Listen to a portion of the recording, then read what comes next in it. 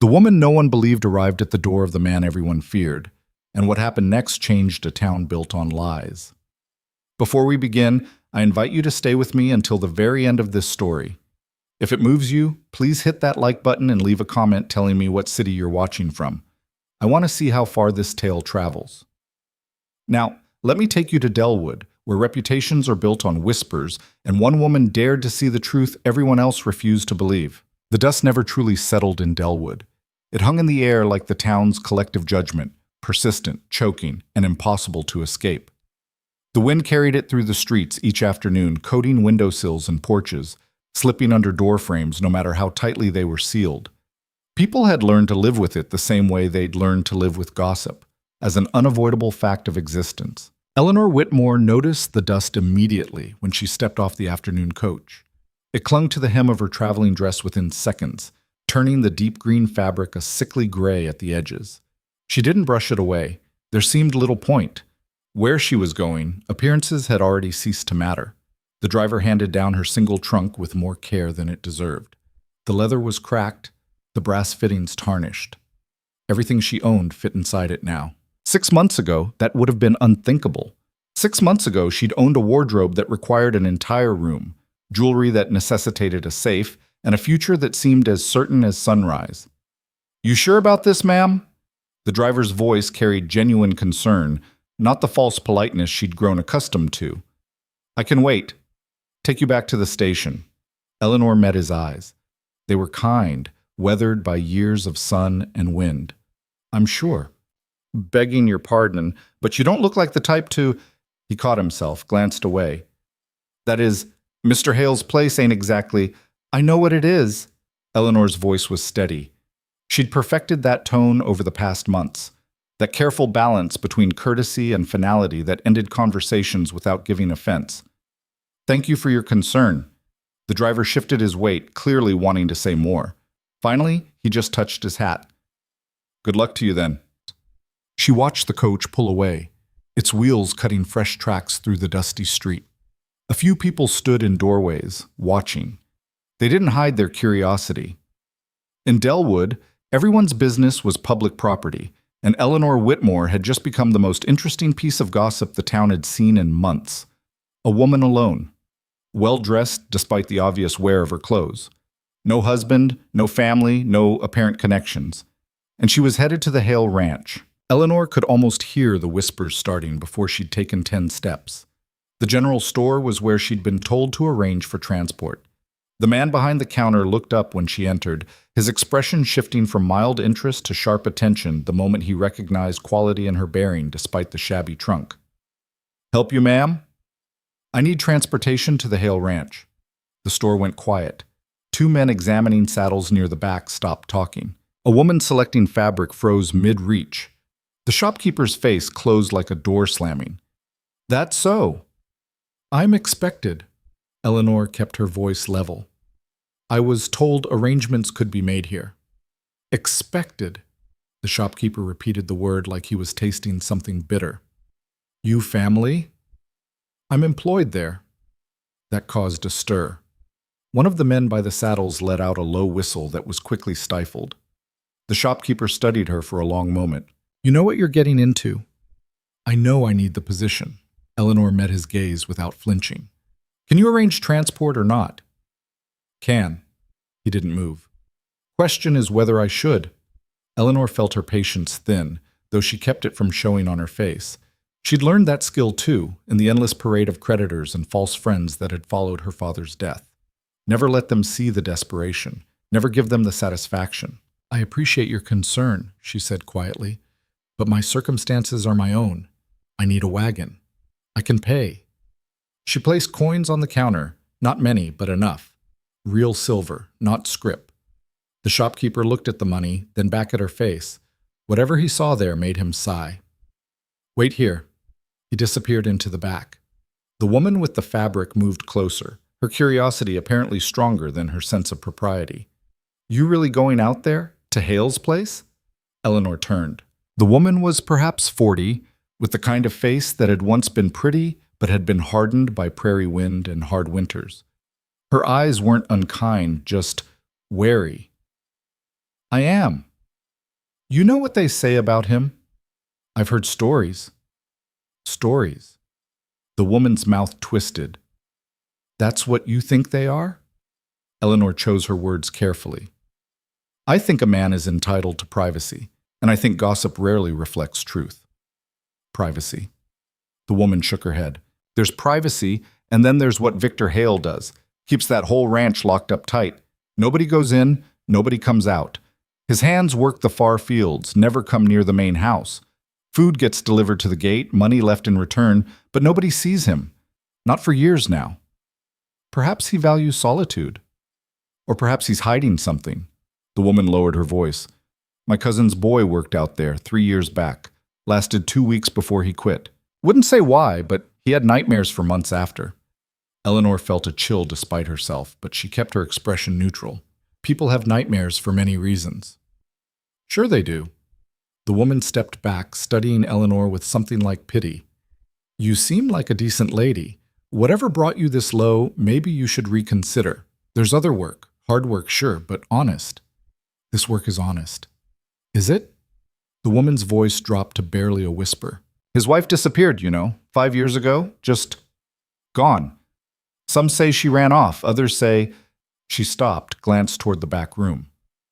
Others say different things. Eleanor felt her stomach tighten, but she forced her voice to remain steady. I'm sure the authorities investigated. Sure they did. Found nothing. But finding nothing ain't the same as nothing being there.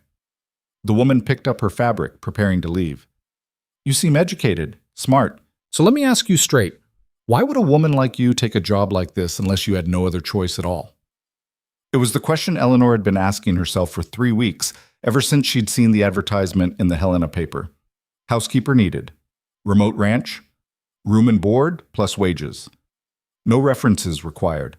Inquire Hale Ranch, Delwood. No references required. Those 4 words had jumped off the page like a lifeline to a drowning woman. Because the truth was simple and humiliating. Eleanor Whitmore had no references to give. The daughter of a man revealed as a fraud and a thief didn't get references. She got doors closed in her face and former friends crossing the street to avoid her. You're right, Eleanor said quietly. I have no other choice. The woman's expression softened slightly. Then I'm sorry for you. Truly. She headed for the door, then paused. If you change your mind in the next hour, the boarding house on Maple takes women. Mrs. Chen runs it. Tell her Sarah sent you. She might have work. Thank you. Sarah left, and Eleanor was alone with the 2 men still pretending not to listen from the back of the store. The shopkeeper returned, wiping his hands on his apron. Got Jimmy to take you. He'll be ready in 20 minutes. He hesitated. Look, I don't know your situation, and it ain't my business, but I got daughters. So I'm going to say this once.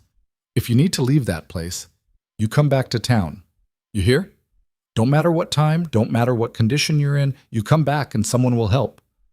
Eleanor felt unexpected emotion tighten her throat. She swallowed it down. That's very kind. Ain't kindness, just common decency. He pushed her coins back across the counter. Jimmy don't need pain for this. Consider it a loan against better times. Eleanor wanted to argue, but the man's face told her it would be pointless. Thank you. Don't thank me yet. The wagon ride took 40 minutes, following a road that grew increasingly rough and isolated. Jimmy was a boy of perhaps 16, all gangly limbs and nervous energy. He didn't try to make conversation, which Eleanor appreciated. She used the time to watch the landscape change. The town fell away quickly, replaced by rolling prairie punctuated by rocky outcrops. The Hale Ranch sat at the base of a line of hills, sheltered from the worst of the wind, but isolated from everything else. As they drew closer, Eleanor could make out the main house, a large structure of dark wood and stone, 2 stories, with a wide porch that wrapped around the front and sides. It looked solid, well-maintained, not at all like the lair of a monster, but then, she reminded herself, monsters rarely advertised. The ranch entrance was marked by a gate, simple wood and iron, standing open. A worn path led through scattered outbuildings toward the main house. Eleanor saw a barn, a stable, what looked like a bunkhouse, all in good repair, all empty of visible life. Jimmy pulled the wagon to a stop at the base of the porch steps. He hopped down, grabbed Eleanor's trunk, and set it on the ground with more haste than care. This is as far as I go.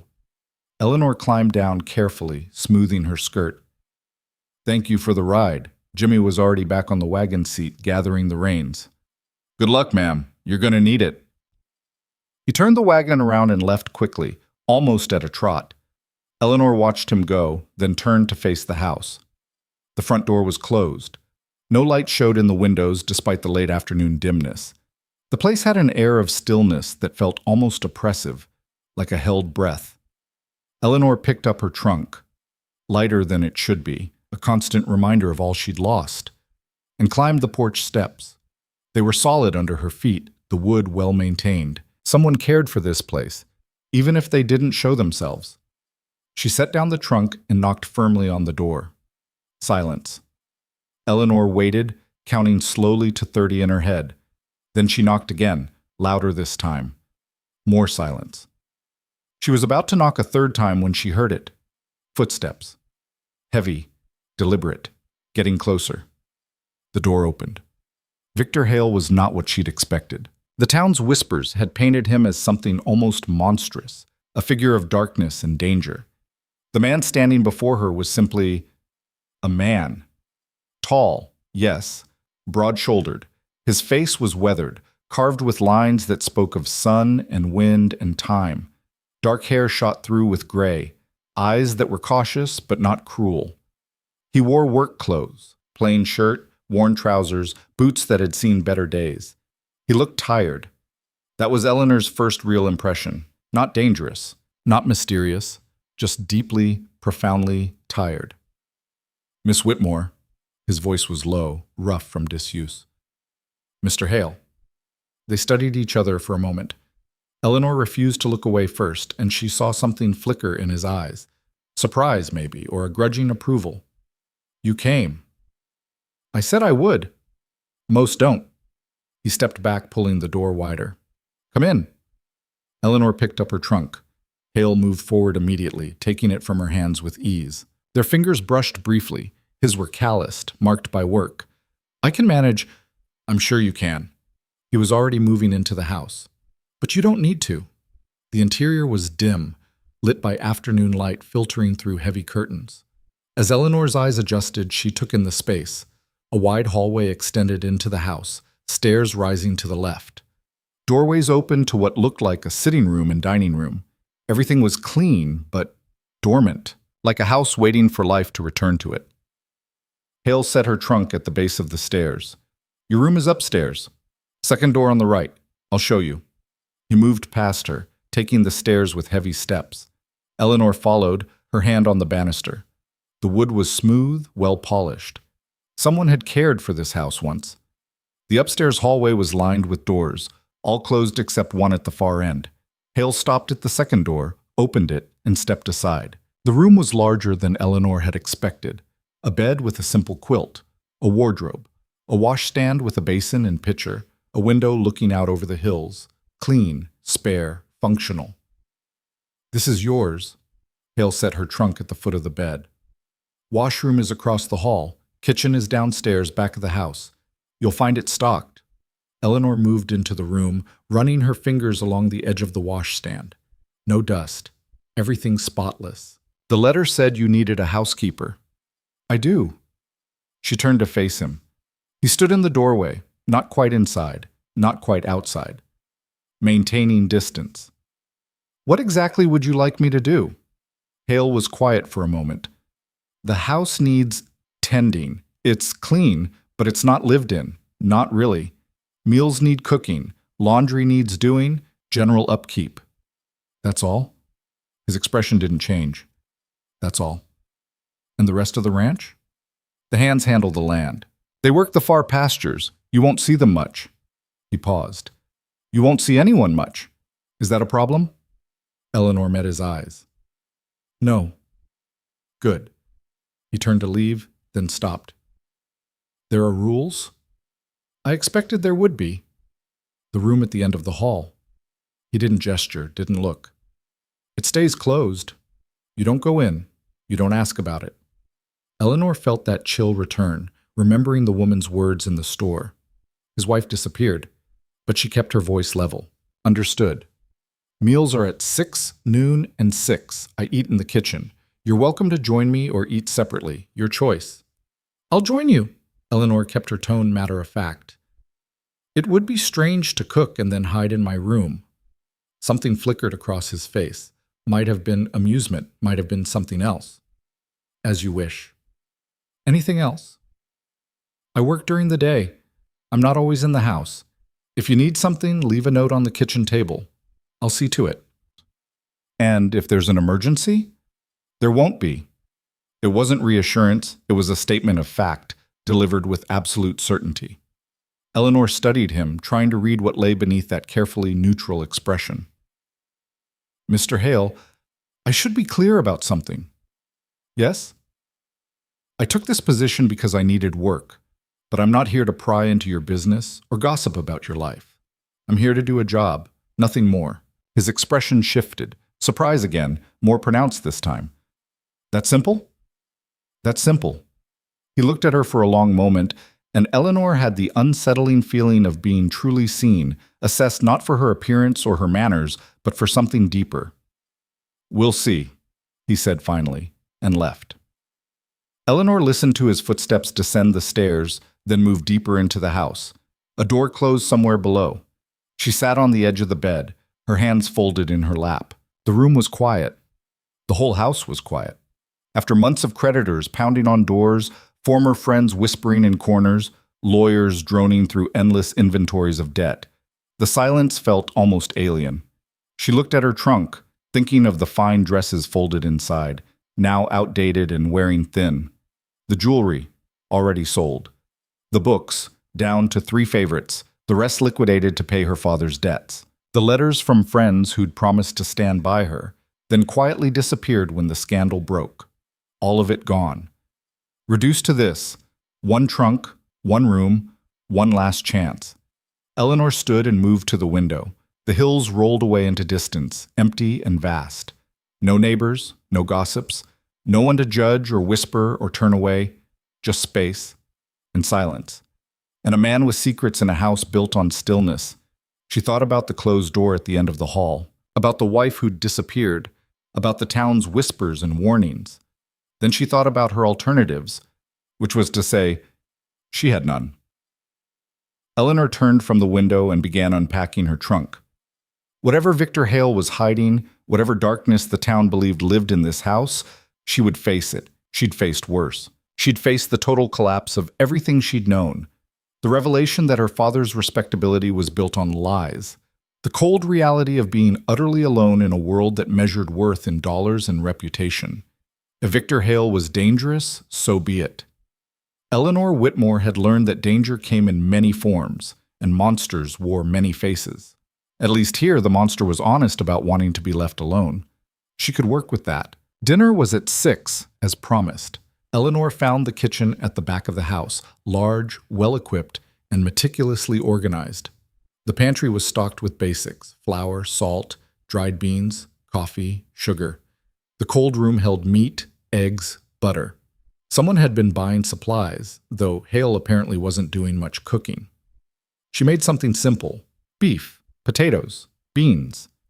Practical food for working people. As she cooked, she took in more details of the house. Everything spoke of quality that had been maintained but not enhanced. Good furniture, now years old. Fine curtains, now faded by sun. A home that had once been loved, now merely preserved. At 6 exactly, Hale appeared in the kitchen doorway. Smells good. Eleanor glanced up from the stove. It's ready. Where would you like to eat? Here's fine. He moved to the table, a simple wooden affair, scarred by use but clean. He sat, and Eleanor noticed he chose the chair facing the door. Old habit, maybe, or present caution. She served the food, then sat across from him. For a moment, neither spoke. Hale ate methodically, without comment. Eleanor watched him covertly, trying to reconcile the man before her with the town's stories. He didn't look like someone harboring dark secrets. He looked like someone who'd been alone too long and had forgotten how to be otherwise. The food is good. His voice startled her. Thank you. More silence. Eleanor cut her meat, chewed, swallowed. The quiet stretched. Finally, she couldn't stand it. "How long has it been since you had someone here?" Hale looked up, his expression unreadable. "In the house? 5 years? That's a long time to be alone." "Is it?" Eleanor met his eyes. "Most people would think so. Most people are afraid of silence." He took another bite. "I'm not." "Neither am I." That seemed to surprise him. "No?" "No." Eleanor set down her fork. "I spent the last 6 months surrounded by noise, lawyers arguing, creditors demanding, friends whispering. It was all very loud and very empty. Silence is preferable." Hale studied her. "What happened?" It was a direct question, more direct than she'd expected. Eleanor considered deflecting, then decided against it. If she was going to live here, if this strange arrangement was going to work, honesty seemed wisest. "My father died." It was discovered that his business dealings were less than ethical. His debts exceeded his assets by a considerable margin. Everything was liquidated to repay creditors. I was left with nothing. She kept her voice even, reciting facts without emotion. I had no skills that translate to employment, no family willing to take me in, no friends willing to risk association with scandal. So here I am. Hale was quiet for a long moment. "I'm sorry." "For what? You didn't cause it." "No, but I understand what it means to be judged for things beyond your control." Eleanor felt something shift in the air between them, not warmth exactly, but a kind of recognition. "The town talks about you." "I know. They say you're dangerous." "I know that too." "Are you?" The question hung between them. Hale's expression didn't change, but something in his eyes grew harder. "I've never hurt anyone who didn't deserve it. That's all I'll say on the matter."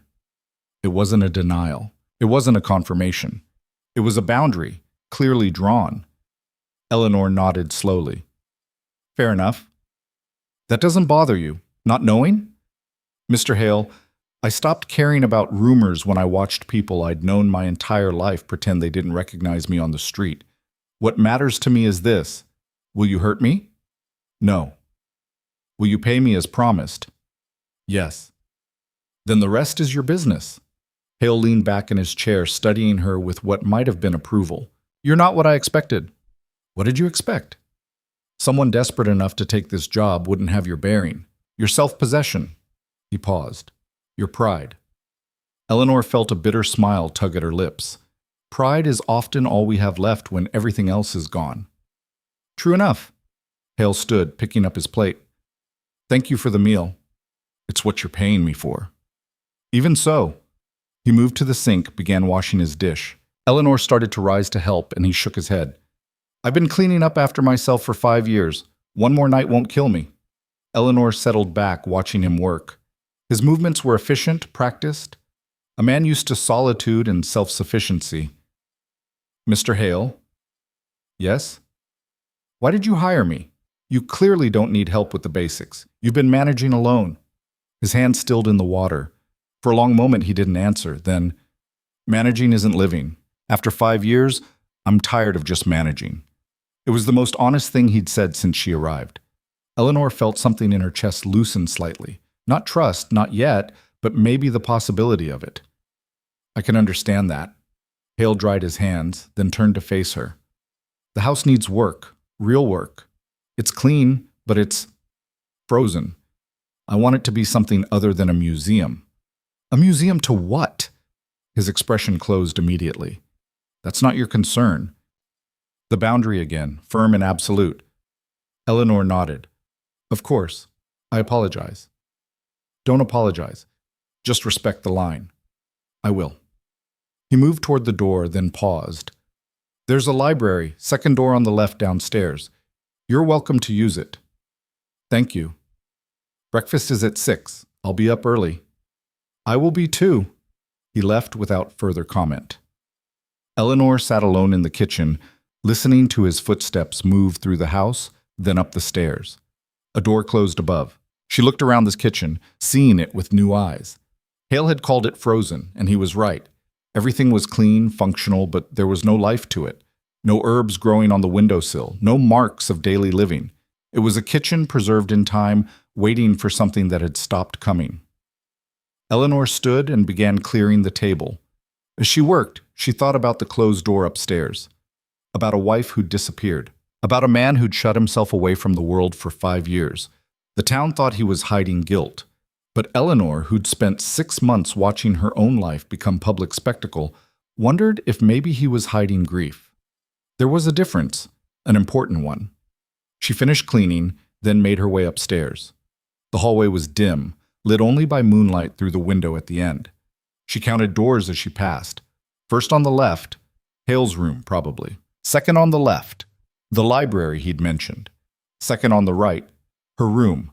And at the very end, facing her from the shadows, the closed door. Eleanor paused, staring at it. No light showed beneath it. No sound came from within. Just silence and secrets and whatever truth lay behind. She thought about opening it. Thought about satisfying her curiosity right now, getting it over with. Then she thought about the way Hale had looked when he'd set that boundary. Not threatening, not warning, just tired. So tired of defending himself, of explaining, of being judged. Eleanor turned away from the closed door and went to her room. Whatever Victor Hale was hiding, she would learn it in time. Or she wouldn't. Either way, it wasn't her business unless he chose to make it so.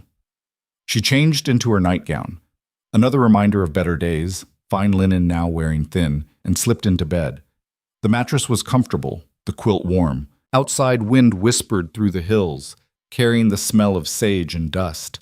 Eleanor closed her eyes and tried not to think about tomorrow, about the strange situation she'd walked into, about all the ways this could go wrong. But despite everything, despite the isolation, the mystery, the warnings, she felt something she hadn't felt in months. Safe. It was probably foolish, probably naive, but in this quiet house with its closed doors and careful boundaries, Eleanor Whitmore felt safer than she had surrounded by lawyers and creditors and false friends. Sometimes, she thought as sleep pulled her under, the greatest danger wasn't what lurked in shadows. It was what masqueraded as respectability in plain sight. Eleanor woke to darkness and the sound of footsteps below. For a disoriented moment, she didn't know where she was. Then memory returned.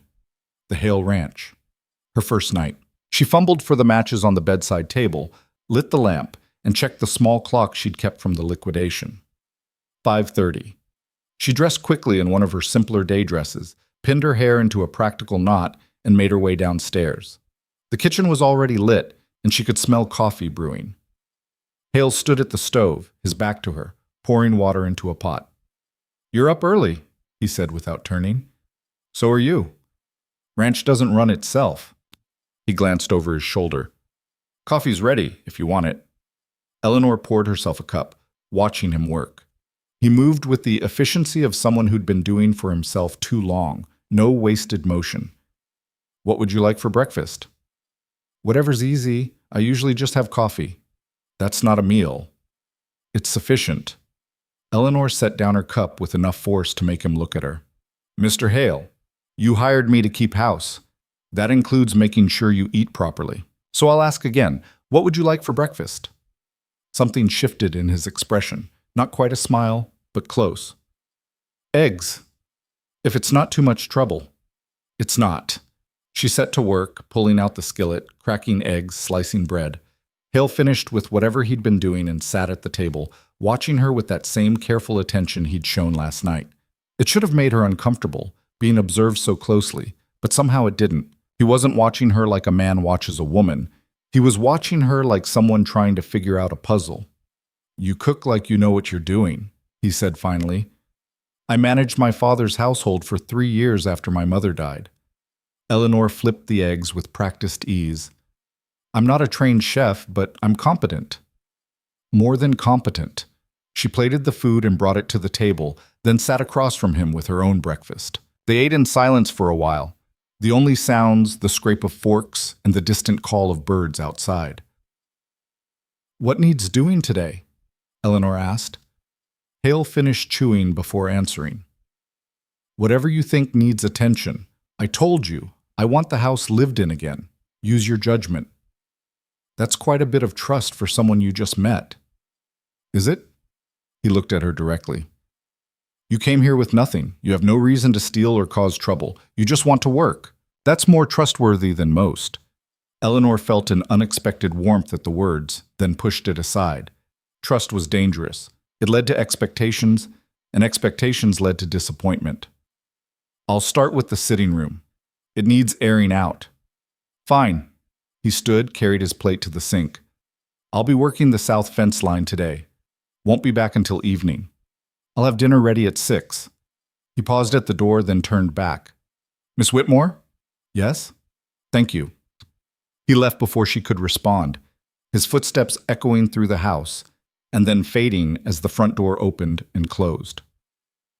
Eleanor sat alone in the kitchen, staring at her coffee, trying to understand the strange dynamic forming between them. It wasn't friendship, too formal for that. It wasn't employer and servant either, too equal. It was something else, something she didn't have a name for yet. She finished her breakfast, cleaned the kitchen, and then made her way to the sitting room. The space was larger than she'd realized in last night's dimness. High ceilings, large windows currently hidden behind heavy drapes. Furniture arranged formally, like a room prepared for guests who never arrived. Eleanor moved to the windows first, pulling back the curtains and tying them open with swift, efficient movements. Light flooded in, revealing dust motes dancing in the air. But more than that, it revealed a room frozen in time. Everything was positioned with careful precision. A book lay on the side table, a ribbon marking a page someone would never finish. A piece of embroidery sat in a basket by the chair, needle still threaded. A vase on the mantel, empty but waiting. Eleanor stood in the center of the room, understanding washing over her. This wasn't just a room that hadn't been used. This was a room that had been preserved. Left exactly as it was the last time someone, his wife, surely, had occupied it. She thought about the closed door upstairs, about Hale's careful boundaries, about 5 years of isolation. The town said his wife had disappeared, that he'd done something terrible. But looking at this room, Eleanor saw something different. She saw a man who couldn't let go, who'd locked his grief behind closed doors and careful preservation, trying to stop time because moving forward meant accepting what was gone. It was foolish, unhealthy even. But Eleanor understood it. Hadn't she kept her mother's jewelry until the very last moment, selling it only when there was literally nothing else left? Hadn't she clung to her father's books long after logic said they should go? Grief made people do strange things, made them hold on to pieces of the past like lifelines. She took a breath and made a decision. The book went back on the shelf, carefully, respectfully, but away. The embroidery she folded and placed in a drawer of the side table, where it would be safe but not displayed. The vase she left, but she made a mental note to put flowers in it when she had the chance. She worked through the morning, opening windows to let in fresh air, beating dust from cushions, polishing wood that didn't really need it but deserved the attention anyway. The room transformed slowly, carefully. Not erased, Eleanor was deliberate about that, but shifted, from a shrine to a living space. By noon, she was hungry and tired, but the sitting room looked different. Lighter, less like a museum and more like a room that could be occupied again. She made herself a simple lunch, ate it standing at the kitchen window, looking out at the hills. In the distance, she could see a figure on horseback. Hale, probably, working that fence line he'd mentioned. Even from here, she could see the careful way he moved, checking each post, each wire. A man who took care of things, who maintained what was his. The afternoon she spent on the dining room, which required less emotional navigation but more physical work. The table needed polishing, the chairs needed tightening. The china cabinet held dishes that hadn't been used in years. Fine porcelain, expensive crystal, the kind of things Eleanor had grown up with and lost.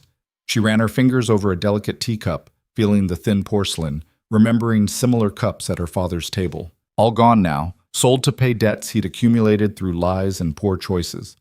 She set the cup back carefully, pushing away the bitterness. The past was done. This work, this strange, quiet house, was her present. At 5:30, she started dinner. Something more substantial tonight, a roast with vegetables, biscuits from scratch. She was pulling the biscuits from the oven when she heard the front door open. Hale's footsteps moved through the house, then paused. Eleanor heard him walk into the sitting room, imagined him taking in the changes.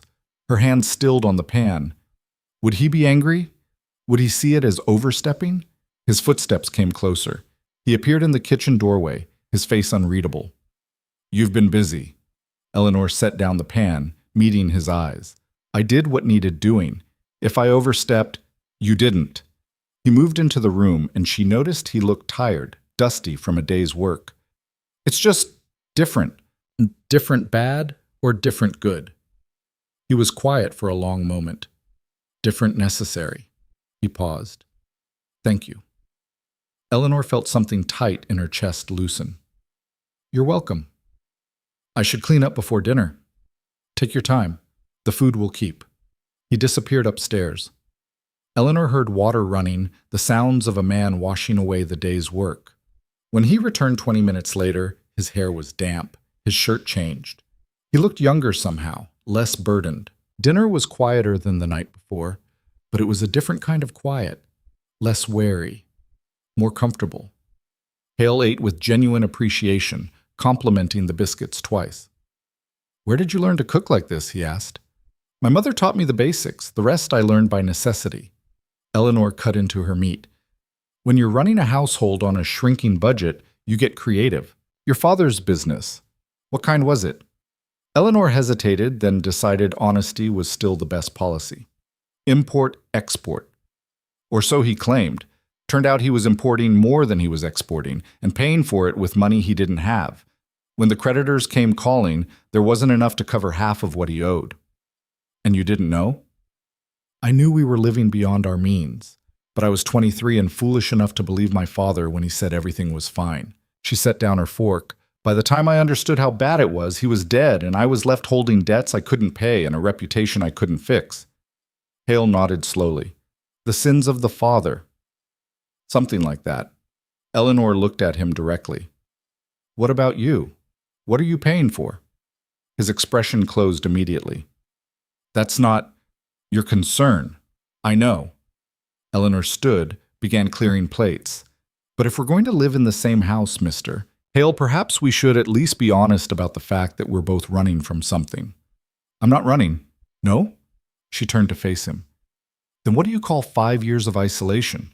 5 years of keeping every door closed and every person out? His jaw tightened. I call it survival. Survival from what? For a moment, she thought he wouldn't answer. Then, from people who see what they want to see and call it truth. Eleanor understood that. She understood it bone deep. The town thinks you killed your wife. I know what the town thinks. Did you? The question hung in the air like smoke.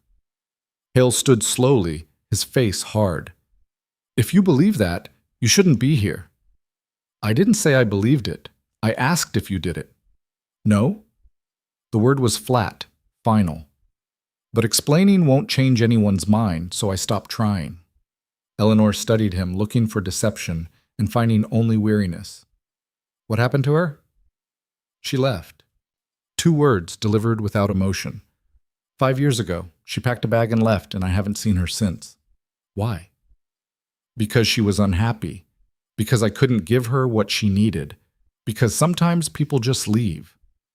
He moved toward the door, then stopped. The room upstairs, her room. That's what's behind the closed door. I kept it the way she left it because I kept thinking she'd come back. But she won't. I know that now. I've known it for years. But I still can't. He stopped, jaw working. I can't change it. Eleanor felt understanding wash through her. You loved her. Loved her, failed her, drove her away. Hale's voice was bitter. Take your pick, the result is the same. Have you looked for her? For 2 years. Hired investigators, followed leads, spent money I didn't have, found nothing. She disappeared like she'd never existed. He finally turned to look at Eleanor. So no, Miss Whitmore, I didn't kill my wife. I just wasn't enough to make her want to stay. The pain in his voice was real, raw despite the years. Eleanor recognized it. The pain of abandonment, of not being chosen, of being left behind by someone who was supposed to stay. I'm sorry, she said quietly. Don't be. It's not your burden. He left before she could respond, his footsteps heavy on the stairs. Eleanor stood alone in the kitchen, staring at the dirty dishes, thinking about the closed door and the room behind it. About a woman who'd left so completely she might as well have died. About a man who'd loved her enough to preserve everything she'd touched, but not enough to move on. She washed the dishes slowly, methodically, using the familiar task to order her thoughts. When she was done, she dried her hands and made a decision that was probably foolish but felt necessary. She climbed the stairs and walked to the end of the hall. The closed door loomed before her, silent and forbidding. Eleanor raised her hand to knock, then hesitated. Was this overstepping? Was this violating the one clear boundary Hale had set? But he told her the truth tonight. He'd been honest about his pain, his failure, his grief, and Eleanor had learned that sometimes the kindest thing you could do for someone drowning in the past was to throw them a rope to the present. She knocked. Silence. Eleanor waited, then knocked again. Mr. Hale? More silence, then footsteps. The door opened a crack. Hale looked out, his face guarded. Yes. I want to see the room. No. I'm not asking out of curiosity. I'm asking because I think it might help. Help who? Both of us. Eleanor kept her voice steady. You said you wanted the house lived in again. You said you wanted it to be more than a museum, but you can't do that while you're keeping one room frozen in time. That's different. Is it? How? Hale's hand tightened on the doorframe. Because the rest of the house is just rooms. That room is... He stopped, struggling for words. It's all I have left of her. No, Eleanor said gently. It's all you have left of your pain. There's a difference. His eyes flickered with something, anger maybe, or recognition. You have no right. You're correct. I don't. And if you want me to leave, I will. But I'm offering to help because I understand what it means to cling to the past. I understand what it costs. She paused. And I understand that sometimes you need someone else to help you let go because you can't do it alone. Hale stared at her for a long moment. Then, slowly, he opened the door wider. The room was exactly what Eleanor had expected, and somehow worse.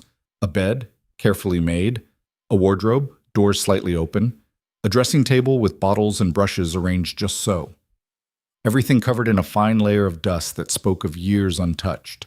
But more than that, it felt inhabited, like the woman who'd lived here had just stepped out and might return at any moment. Her presence lingered in every carefully preserved detail, every object left exactly as she'd placed it. Eleanor moved into the room slowly, taking it in. A book on the bedside table, poetry Byron. A shawl draped over the chair, slippers by the bed, waiting for feet that would never fill them again. What was her name? Eleanor asked softly. Catherine. Hale stood in the doorway, not entering. Her name was Catherine. Tell me about her. Why? Because she was real, because she mattered to you, because keeping her locked in a room doesn't honor her memory. It buries it. Hale was quiet for so long Eleanor thought he wouldn't answer. Then, she was beautiful, spirited. She grew up in Boston, came west with her family when they bought land near here. We met at a dance in town. I was 26. She was 22. We married 6 months later. Were you happy? At first. His voice was distant, remembering. But Catherine wasn't made for ranch life. She was made for society, for culture, for things I couldn't give her. She tried. For 3 years she tried. But she was miserable, and I was too stubborn to see it until it was too late. Eleanor moved to the wardrobe, opened it fully. Dresses hung inside, outdated now, but still beautiful. Rich fabrics, careful stitching. The clothes of a woman who'd valued appearance, who'd cared about presentation. When did she leave? June 14th, 5 years ago. I came back from working the North Pasture and found a note. It said she couldn't stay any longer, that she needed more than this place could give her. She took one bag and left everything else. He gestured at the room. All of this. Just left it like she might come back for it someday. But she never did. No. Eleanor turned to face him. Did you try to find her? I told you, I searched for 2 years. The investigators traced her to Denver, then lost her trail. She could be anywhere now, back east, California. Dead, for all I know. His voice cracked slightly on the last word. The town started talking after the first year, saying I must have done something to her. That she wouldn't just disappear unless I'd... But I didn't. I swear I didn't. I believe you. He looked at her sharply. Why? Because a guilty man wouldn't have kept this room like a shrine. A guilty man would have erased every trace. Eleanor moved closer to him. You're not hiding guilt, Mr. Hale. You're hiding grief. And there's nothing shameful in that. His expression twisted, pain breaking through the careful control he usually maintained. I failed her. I promised to make her happy, and I failed. Perhaps. Or perhaps she needed something no one could give her. Eleanor kept her voice gentle. Some people are never satisfied, no matter what you offer. That's not your fault. Isn't it? I brought her here. I asked her to build a life in a place she hated. And she agreed. She made that choice. You didn't force her. Eleanor paused. Mr. Hale, I don't know your wife. I don't know what drove her away. But I know that keeping this room frozen won't bring her back. It won't change what happened. It's only keeping you trapped in a moment that's 5 years gone. I don't know how to let go. The admission was raw, honest. Eleanor recognized the feeling. Neither did I. But I learned. When they took everything from my father's house, I fought to keep pieces. My mother's jewelry, my father's books, things that connected me to who I used to be. But every piece I held on to was weight dragging me backward. It wasn't until I let go that I could move forward. This is different. Is it? Eleanor gestured at the room. You're carrying a ghost, Mr. Hale, and ghosts are heavy. He looked around the room, his face etched with pain. What if I let go and there's nothing left? Then you build something new. Eleanor moved to stand beside him. You said you wanted the house lived in again. That starts here, with this room. I can't... His voice broke. I can't just erase her. I'm not asking you to erase her. I'm asking you to stop living in the moment she left. Eleanor took a breath. Let me help. We don't have to do it all at once. We can take it slow, but we need to start. Hale stood silent, staring into the room that had become his prison. Finally, he nodded once, sharply. All right, but not tonight. I can't. Not tonight. Tomorrow, then. Tomorrow. He stepped back, pulling the door closed. Thank you, Miss Whitmore. Eleanor, she said quietly. If we're going to do this, you should call me Eleanor. He met her eyes. Victor. It felt like a shift, small but significant. First names were intimacy, even informal. They were a step towards something other than employer and employee. Good night, Victor. Good night, Eleanor. She went to her room, but sleep was slow to come. She lay in the darkness, listening to the house settle around her, thinking about the work ahead. Not just the physical work of clearing a room, but the emotional work of helping someone move past grief. It was more than she'd bargained for when she'd taken this job. She'd expected to cook and clean and keep to herself. She hadn't expected to become tangled in Victor Hale's pain, to feel responsible for helping him heal. But there was no backing out now. She'd made a promise, and Eleanor Whitmore kept her promises, even when they terrified her, even when she wasn't sure she was strong enough to keep them.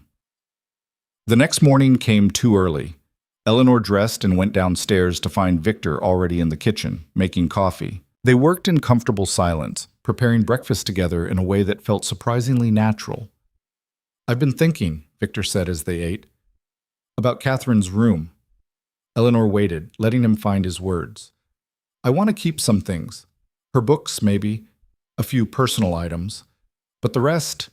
He stared into his coffee. The rest can go. Where would you like it to go? There's a church in town. They take donations for families in need. Catherine would have liked that. Her things going to people who'd use them. Eleanor nodded. We can box everything carefully. Sort through it together. You can decide what stays and what goes. Today? If you're ready. Victor took a breath. I don't know if I'll ever be ready, but I'm tired of waiting. They finished breakfast and climbed the stairs together. Victor opened Catherine's door with hands that shook slightly, but he didn't hesitate. They stood in the doorway, surveying the work ahead. Where do we start? Victor asked. Eleanor squeezed his arm briefly. Anywhere you want. He moved to the wardrobe first, running his hands over the dresses hanging inside. She loved these, ordered them from catalogs, waited months for delivery. She'd spend hours getting ready for the simplest occasions, just to have an excuse to wear them. They're beautiful. She was beautiful in them. Victor pulled out a blue silk dress, holding it up to the light. This was her favorite. She wore it the night we got engaged. Do you want to keep it? He stared at the dress for a long moment, then slowly shook his head. No, keeping it won't bring her back, and someone else should get use from it. He folded it carefully, placed it in the box Eleanor had brought up. Someone else should have beautiful things. They worked through the wardrobe, Victor telling stories about Catherine, where she'd worn certain dresses, what she'd said, how she'd moved. Eleanor listened, understanding that this was part of the letting go. He needed to remember before he could release. The dressing table was harder. Hairbrushes that still held strands of auburn hair, perfume bottles, nearly empty, a hand mirror tarnished with age. Victor picked up each item, held it, then set it aside to donate. All except one, a small music box. Her mother gave her this when she turned 16, he said, opening it. A tinny waltz played slightly off-key. She wound it every night before bed. Keep it, Eleanor said. You're sure? Some things deserve to be kept.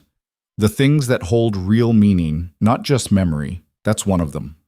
Victor closed the music box, set it aside in the small pile of things to save. They continued working, sorting through drawers, shelves, the bedside table. With each item packed away, the room lost more of Catherine's presence and became simply a room again. It took 3 hours. When they were done, 5 boxes sat packed and ready for donation, and a small trunk held the items Victor wanted to preserve. The room looked bare now, stripped of personality, but it also looked free, no longer a shrine, just a space waiting to be filled. Victor stood in the center of the empty room, his face drawn. It looked so different. It needed to. Eleanor picked up 2 of the boxes. Come on, help me get these downstairs. We'll take them to town tomorrow. They carried the boxes down together, stacking them by the front door. When they finished, Victor stood staring at them, his expression unreadable. I should feel something, he said finally. Relief, maybe, or sadness. But I just feel empty. That's normal. The feeling will come later. Eleanor touched his arm gently. You did the hard part. The rest gets easier. Does it? Eventually. He nodded, not looking convinced, but not arguing either. I need to work. Need to do something physical. Go. I'll make lunch for when you're ready. Victor left, and Eleanor heard him a few minutes later, chopping wood behind the house with more force than necessary. She understood. Sometimes the only way to process emotion was to work it out of your body, to exhaust yourself into feeling. She spent the rest of the day on smaller tasks, mending linens, organizing the pantry, preparing dinner. When Victor came in that evening, he was covered in wood chips and sweat, his hands blistered. He'd chopped enough wood to last a month. Feel better? Eleanor asked. Not really, but I'm too tired to think, which is close enough. They ate dinner in quiet, both exhausted in different ways. Afterward, Victor went to the library while Eleanor cleaned up. When she finished, she found him there, sitting in the dark, staring at nothing. Victor? He looked up, his face shadowed. I keep thinking about the last thing she said to me, before she left. Eleanor sat down across from him. What was it? I'm sorry. That's all. Just, I'm sorry. And I didn't know what she meant. Sorry for leaving. Sorry for staying as long as she did. Sorry for marrying me in the first place. I've spent 5 years trying to understand those 2 words. Maybe they meant all of those things. Maybe she didn't know herself. Or maybe she was just sorry she'd ever met me. Eleanor leaned forward. Victor, listen to me. You cannot spend the rest of your life trying to understand someone else's choices. Catherine left. That was her decision, and her reasons are hers alone. You can't live in her maybes and what-ifs. You'll destroy yourself trying. I already have. No. Eleanor's voice was firm. You've been wounded. There's a difference. Wounded can heal. He met her eyes in the darkness. Can it? Yes. I've seen it. I've done it. She paused. When my mother died, I spent a year angry at her for leaving. Angry at my father for not being enough to make her fight harder against the cancer. Angry at myself for not seeing how sick she was until it was too late. That anger ate me alive. It wasn't until I accepted that her death wasn't anyone's fault, not hers, not my father's, not mine, that I could start to heal. This is different. Catherine chose to leave. Maybe that makes it harder, but the principle is the same. You have to accept that her choice was hers, not a reflection of your worth. You have to stop punishing yourself for failing to be something you might never have been able to be. Victor was quiet for a long time. You're wise for someone so young. I'm 29, and wisdom usually comes from pain. I've had plenty of that. We're a pair, aren't we? Two broken people hiding from the world? Eleanor considered that. Maybe. Or maybe we're two people learning that hiding isn't the same as healing, and it's time to stop hiding. He smiled faintly, the first real smile she'd seen from him. It transformed his face, making him look younger, lighter. When did you get so smart? Somewhere between losing everything and ending up here. Eleanor stood. I'm going to bed. You should too. Tomorrow we take those boxes to town and we face down whatever gossip comes. Together. Together, Victor repeated like he was testing the word. Eleanor left him in the library, climbed the stairs to her room. As she prepared for bed, she thought about the day, about the intimacy of grief shared, about the strange bond forming between her and Victor Hale. It wasn't romantic. Not yet, anyway. It was something more fundamental. Two people recognizing their own pain in each other and choosing not to look away, choosing instead to stand together and face what came. That night, Eleanor slept deeply, dreamlessly. And when she woke the next morning, she felt something she hadn't felt since her father died. Purpose. The wagon rattled into Delwood just after 10 in the morning, carrying 5 boxes and 2 people the town hadn't expected to see together. Eleanor sat beside Victor on the bench seat, her back straight, her hands folded calmly in her lap. She'd chosen her clothing carefully that morning, one of her better dresses despite the wear, and her mother's cameo pinned at her throat. Armor of respectability, thin as it was. Victor drove in silence, his jaw set, eyes fixed on the road ahead. But Eleanor noticed his knuckles were white on the reins. They're going to stare, she said quietly. Let them. They're going to talk. They already do. Victor glanced at her. You sure about this? It's not too late to turn back. Eleanor thought about the empty room at the ranch, about Victor's face as he'd packed away Catherine's things, about the small music box he'd chosen to keep. I'm sure. The main street was busier than it had been when Eleanor arrived. Saturday morning meant people coming to town for supplies, for gossip, for the social contact that punctuated isolated ranch life. The wagon's arrival drew attention immediately. Eleanor saw heads turn, saw conversation stop mid-sentence, saw the shopkeeper who'd arranged her first ride step out onto his porch, eyes widening. Victor pulled the wagon to a stop in front of the church, a modest white building with a simple steeple. He set the brake and climbed down, then offered Eleanor his hand. She took it, letting him help her down, aware that every eye on the street was watching that small courtesy. Wait here, Victor said. I'll find someone. He disappeared into the church, leaving Eleanor standing beside the wagon. She felt the weight of attention like physical pressure. A woman across the street whispered to her companion, both of them staring openly. 2 men outside the saloon had stopped talking to watch. Even the children playing in the dust had paused their game. Eleanor kept her expression neutral, her posture relaxed. She'd learned this too, in the aftermath of her father's scandal, how to stand under scrutiny without flinching, how to pretend indifference to judgment. Victor emerged with an older woman in a plain, dark dress. She looked at Eleanor with sharp, assessing eyes, then at the boxes in the wagon. Mr. Hale says these are donations? They are, Eleanor said. Clothing, household items, all in good condition. The woman circled the wagon, peering into the boxes. Her expression shifted from suspicion to surprise. This is quality stuff. Where'd it come from? Victor's voice was carefully even. My wife's things. She won't be needing them. The woman's head snapped up. Your wife's? She stopped, eyes widening. You're clearing out her room? Yes. After 5 years? Yes. The woman looked between Victor and Eleanor, clearly trying to piece together what this meant. Well, that's unexpected. Things change. Victor began unloading boxes. You can use these or not. Your choice. The woman recovered herself quickly. Of course we can use them. Families always need good clothing. This is very generous, Mr. Hale. It's practical. No point keeping things no one's using. Eleanor helped carry boxes into the church, acutely aware of the growing audience on the street. By the time they'd unloaded everything, a small crowd had gathered, trying to look casual, trying to pretend they weren't watching, failing at both. The churchwoman, she'd introduced herself as Mrs. Patterson, touched Eleanor's arm as they set down the last box. You're the one who took the housekeeper position? I am. How long have you been out there? A week. Mrs. Patterson's eyes were sharp with curiosity, but not unkind. And how are you finding it? Eleanor chose her words carefully. The work is honest. The pay is fair. I have no complaints. And Mr. Hale, he's been proper? Eleanor understood what she was really asking. Has he hurt you? Has he threatened you? Are you there against your will? Mr. Hale has been nothing but respectful. I'm quite safe if that's your concern.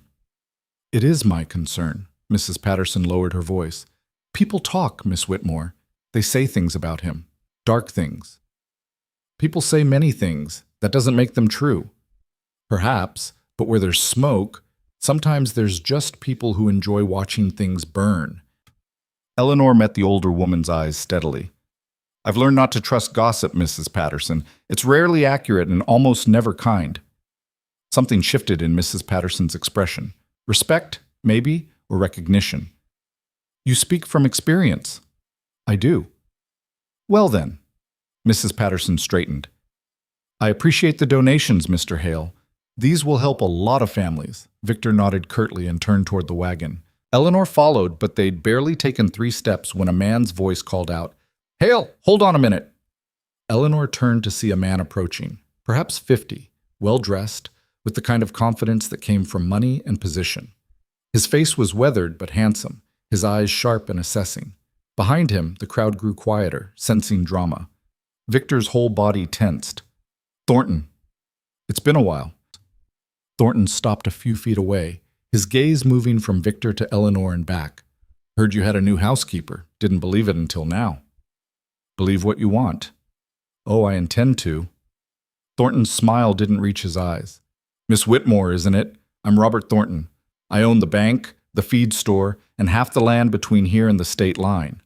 Eleanor inclined her head politely. Mr. Thornton, I have to say, I'm surprised to find a lady of your obvious quality working for, well, he gestured vaguely at Victor. Working in such unusual circumstances. I don't find them unusual at all. No? Most women wouldn't take a position in an isolated ranch house with a man of questionable reputation. Eleanor felt Victor move slightly beside her, but she spoke before he could. Most women haven't had their reputations destroyed by circumstances beyond their control. I don't judge Mr. Hale's reputation, Mr. Thornton, because I know how easily reputations can be manufactured by people with more time than truth. Thornton's smile thinned. That's a charitable view. It's an experienced one. Still, Thornton turned his attention to Victor. It raises questions, doesn't it? You, alone out there for 5 years, refusing all company, then suddenly hiring a young woman, bringing her to live in your house. People are going to wonder. Let them wonder. Victor's voice was hard. Wondering never killed anyone. Maybe not, but it damages. You know that better than most. Thornton's tone was almost sympathetic, but his eyes were cold. Miss Whitmore seems like a decent person, educated, well-bred. It would be a shame if working for you ruined what's left of her prospects. Eleanor felt anger flare hot and sudden in her chest. Mr. Thornton, I appreciate your concern, but I'm quite capable of making my own decisions about my prospects. And I find it interesting that you're more worried about my reputation than my safety. It suggests your priorities are somewhat skewed. I'm worried about both. Are you? Because from where I'm standing, it seems like you're more interested in stirring trouble than preventing it. Thornton's expression hardened. I'm trying to help you, Miss Whitmore, whether you realize it or not. By questioning my judgment in public, by implying that my employer is dangerous, that's not help, Mr. Thornton. That's gossip dressed up as concern. You don't know what you're dealing with. And you do? Eleanor stepped forward slightly. Let me guess. Because the town talks, because people whisper, because 5 years ago a woman disappeared and everyone decided they knew why, despite having no evidence, no proof, nothing but speculation and suspicion. Catherine Hale left under mysterious circumstances. Catherine Hale left because she chose to leave. That's not mysterious. That's just sad. Eleanor kept her voice level despite her anger. And whatever drove her away, it's not my concern. My concern is doing the work I was hired to do. Your concern, Mr. Thornton, should be minding your own business. The crowd had grown completely silent. Thornton stared at Eleanor, clearly not having expected this kind of pushback. You're making a mistake. That's my right. Is it? Or is Hale taking advantage of a desperate woman with no other options? Victor moved then, stepping between Eleanor and Thornton with barely controlled fury. That's enough. Is it? Because I don't care what you think. Victor's voice was low, dangerous. You've never cared about truth, Thornton. You only care about control. You wanted my land 5 years ago, and when I wouldn't sell, you helped spread the rumors about Catherine. You stood in this very street and told people I'd done something to her, even though you had no proof, even though you knew nothing. I was concerned. You were opportunistic. You saw a chance to damage me and you took it, just like you're trying to damage me now by going after Miss Whitmore. Thornton's face flushed. I'm trying to protect her. From what? From honest work? From fair pay? From being treated with respect? Victor's laugh was bitter. She's safer with me than she'd be in this town, surrounded by people like you who dress up cruelty as concern. That's a serious accusation. It's a true one, and you know it. Victor turned to Eleanor. Let's go. Eleanor moved toward the wagon, but Thornton called out again. Miss Whitmore, if you change your mind, if you need help, you come find me. I'll see you're taken care of. Eleanor paused, looked back at him. Mr. Thornton, I've met men like you before, men who offer help with one hand while undermining you with the other, men who think women need rescuing from their own choices. I don't need that kind of help. I don't need rescuing. I need to be left alone to do my work and live my life. I'd appreciate it if you'd respect that. She climbed onto the wagon before he could respond. Victor followed, taking the reins and turning the horses back toward the ranch road. Neither of them spoke until the town was well behind them. I'm sorry, Victor said finally. That was worse than I expected. You expected it to be bad? Thornton's been after my land for years. He won't let it go. Victor's jaw was tight. I shouldn't have brought you to town. Shouldn't have put you in that position. Eleanor looked at him. I chose to come, and I meant what I said. I don't need rescuing. Even so, he's right about one thing. Working for me will damage your reputation. My reputation was damaged the moment my father's fraud became public. Whatever Mr. Thornton thinks he can destroy is already gone. Eleanor paused. Besides, I'd rather have no reputation at all than have one built on lies and maintained by cowards. Victor glanced at her, something like admiration in his eyes. You're fierce when you're angry. I've had practice. Eleanor smoothed her skirt, trying to calm the adrenaline still racing through her. What did he mean about wanting your land? The Hale Ranch has the best water rights in the county, controls access to the river that feeds half the ranches around here. My grandfather secured those rights before the territory was even settled. Thornton's tried to buy me out twice, once 10 years ago, once right after Catherine left. Both times I refused. He didn't take it well. So he spread rumors instead. Not just rumors, he made sure everyone knew Catherine had left, made sure people started asking questions about why. Suggested things without outright accusing, which is worse because you can't fight innuendo. You can only watch it spread. Eleanor thought about her own experience with scandal, with the way whispers had destroyed her father's reputation before the facts even came out. People want to believe the worst. It makes them feel better about their own failures. Maybe. Or maybe they just enjoy the drama. Victor's voice was tired. Either way, I stopped caring what they thought years ago. I just wish... He stopped. What? I wish you hadn't been dragged into it. Eleanor considered that. Victor, I was already dragged. My father's scandal, my fall from society, that happened whether I wanted it or not. At least here, I have some control. I can choose to stand my ground instead of running. I can choose to fight back instead of accepting whatever verdict people hand down." She paused. "That's worth more than reputation." They rode in silence for a while, the ranch coming into view in the distance. Eleanor felt the tension slowly drain from her shoulders, replaced by something else, a kind of defiant satisfaction. She'd faced down Thornton and the town's judgment, and she'd done it without flinching. That mattered. "Eleanor?" Victor's voice was quiet. "Yes?" "Thank you. For defending me. You didn't have to." "Yes, I did. Because what he was saying wasn't true, and I don't abide lies." Eleanor met his eyes. "I don't know everything about you, Victor. I don't know what happened with Catherine, not really, but I know you're not the monster they paint you as. And I know I'm safer here than I've been anywhere else. That's enough." Something shifted in Victor's expression. Gratitude, yes, but also something deeper. Something that looked almost like hope. "I don't deserve your faith." "Maybe not, but you have it anyway." They reached the ranch and fell into their usual routine. Victor to his work, Eleanor to hers. But something had changed between them, shifted in that confrontation in town. They'd stood together against judgment. They'd defended each other. That created a bond, whether they'd intended it or not. Eleanor spent the afternoon in the kitchen, making bread, preserving vegetables, tasks that required her hands but left her mind free to wander. She kept thinking about Thornton's face, about the crowd's avid attention, about the way Victor had stepped between her and threat without hesitation. She was washing dishes when she heard the knock at the front door. Eleanor dried her hands, walked through the house, and opened the door to find Mrs. Patterson standing on the porch, a basket over her arm. "Mrs. Patterson, this is unexpected." "I hope I'm not intruding." The older woman looked uncertain, almost apologetic. "I wanted to bring you something, and to talk, if you have a moment." Eleanor stepped back, letting her in. "Of course. Come to the kitchen. I just made coffee." They settled at the kitchen table, and Mrs. Patterson set down her basket. Inside was a loaf of bread, still warm, and a jar of preserves. "Welcome gift.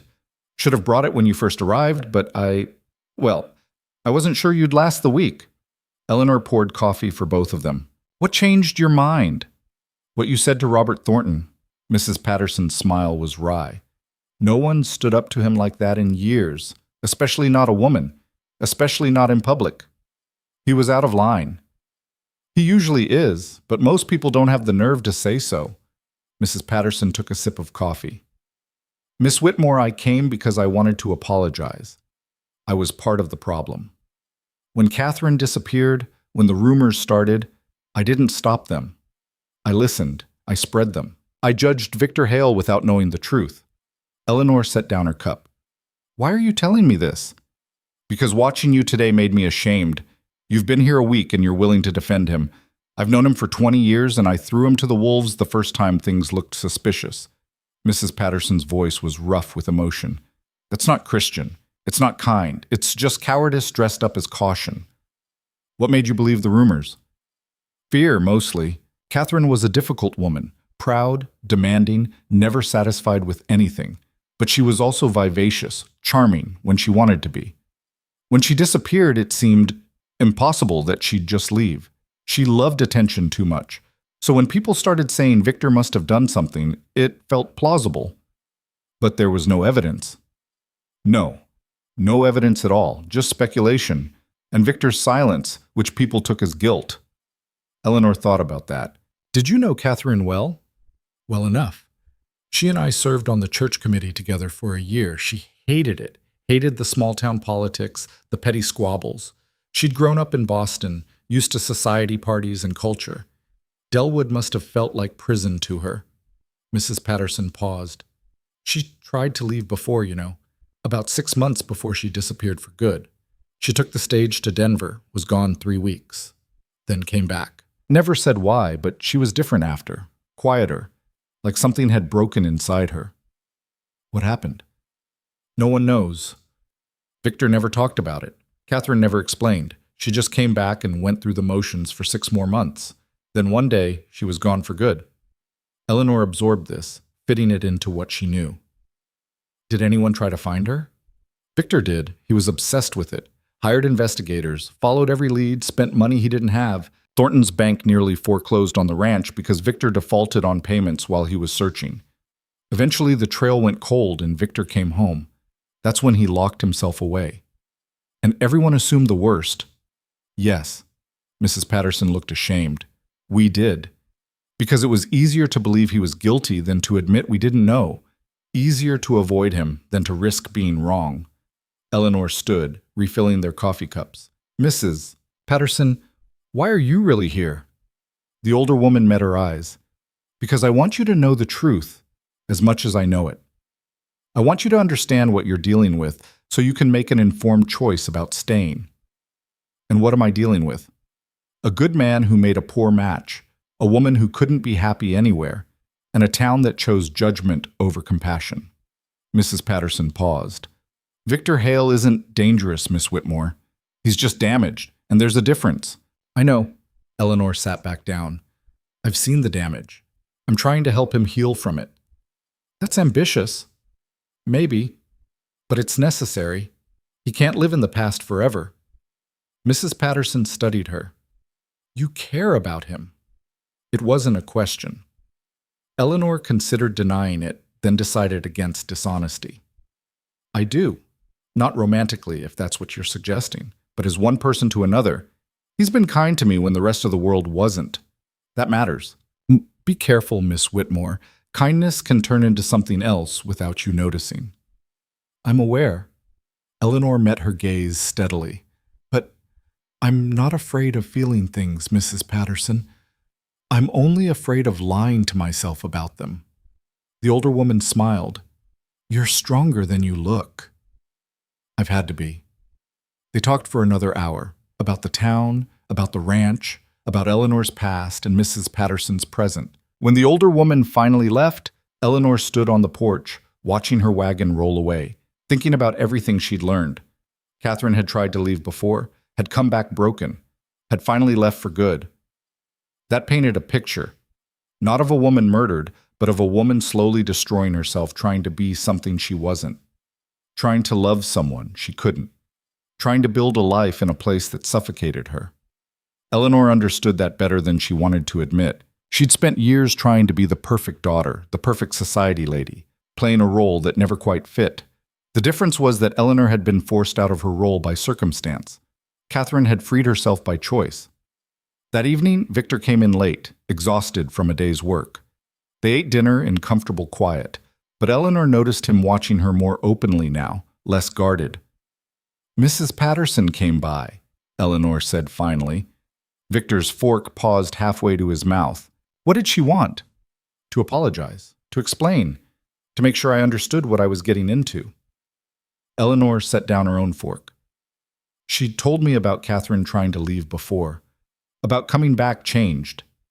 Victor was silent for a long moment, then, I should have let her go that first time.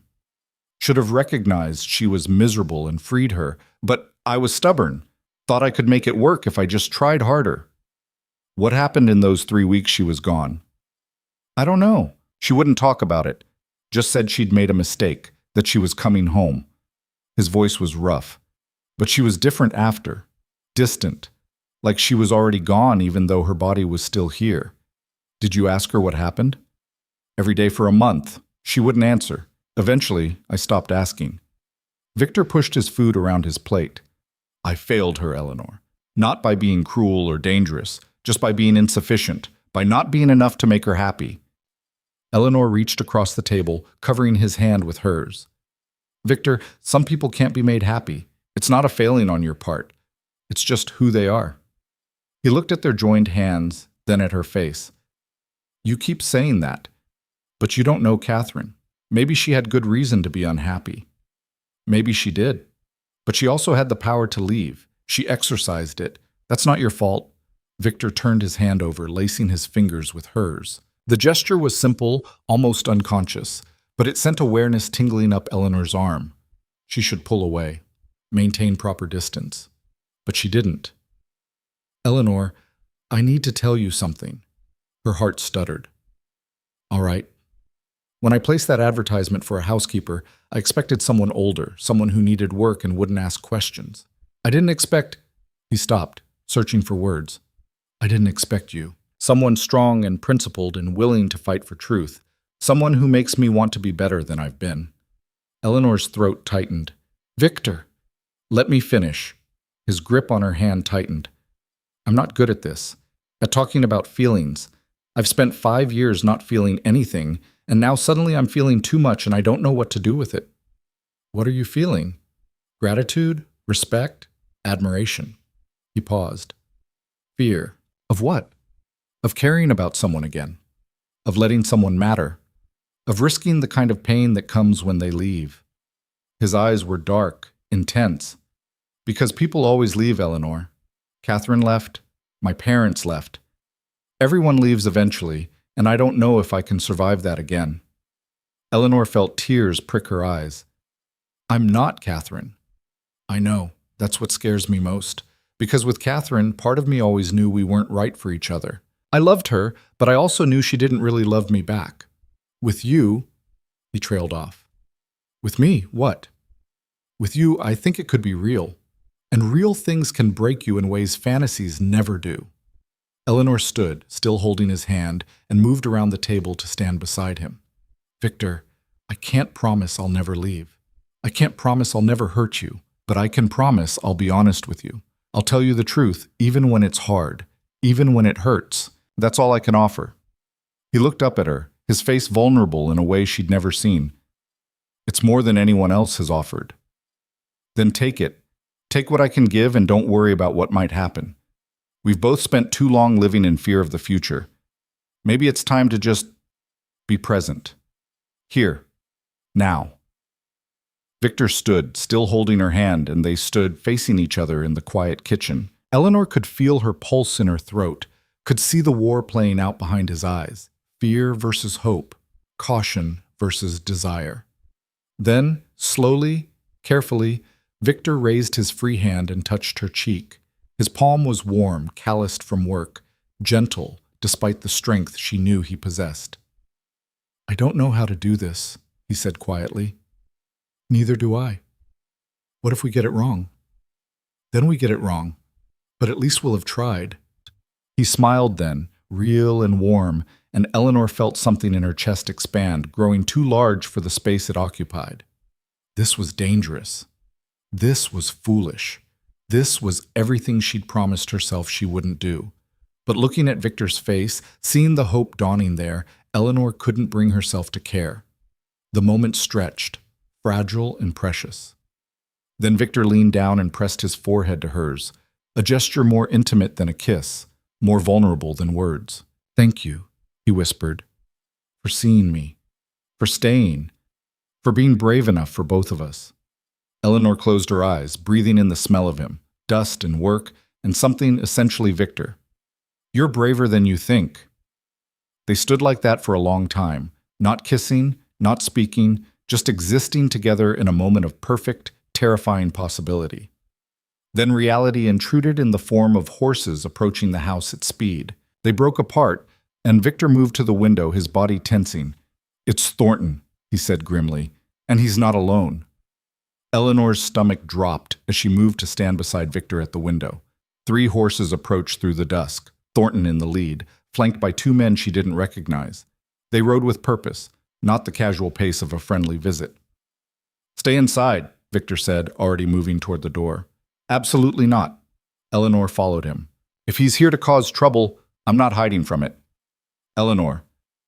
We stand together, remember? That's what we said. Victor looked at her, conflict clear on his face, then nodded sharply. Stay behind me at least. They walked out onto the porch together as the 3 riders pulled up at the base of the steps. Thornton dismounted with the ease of a man who spent more time on horseback than he probably needed to. The 2 men with him stayed mounted, watching with the cold attention of hired muscle. Hail! Thornton's tone was clipped, businesslike. We need to talk. So talk. You didn't need to ride out here with an escort to do it. Maybe I did. Maybe I wanted witnesses. Thornton's gaze shifted to Eleanor. Miss Whitmore, I'm glad you're here. Saves me a trip back to town. Eleanor felt Victor tense beside her. What do you want, Thornton? I want to make Miss Whitmore an offer. Thornton climbed the first 2 steps, stopped when Victor's hand moved to his belt. Easy. I'm not here for violence, just conversation. Then have it from down there. Thornton's mouth tightened, but he stepped back. Fine. Miss Whitmore, I've spoken with the ladies' auxiliary. We're prepared to offer you a position in town. Room and board at Mrs. Chen's boarding house, work helping at the school. It's not glamorous, but it's respectable, safe. Eleanor felt her temper rise.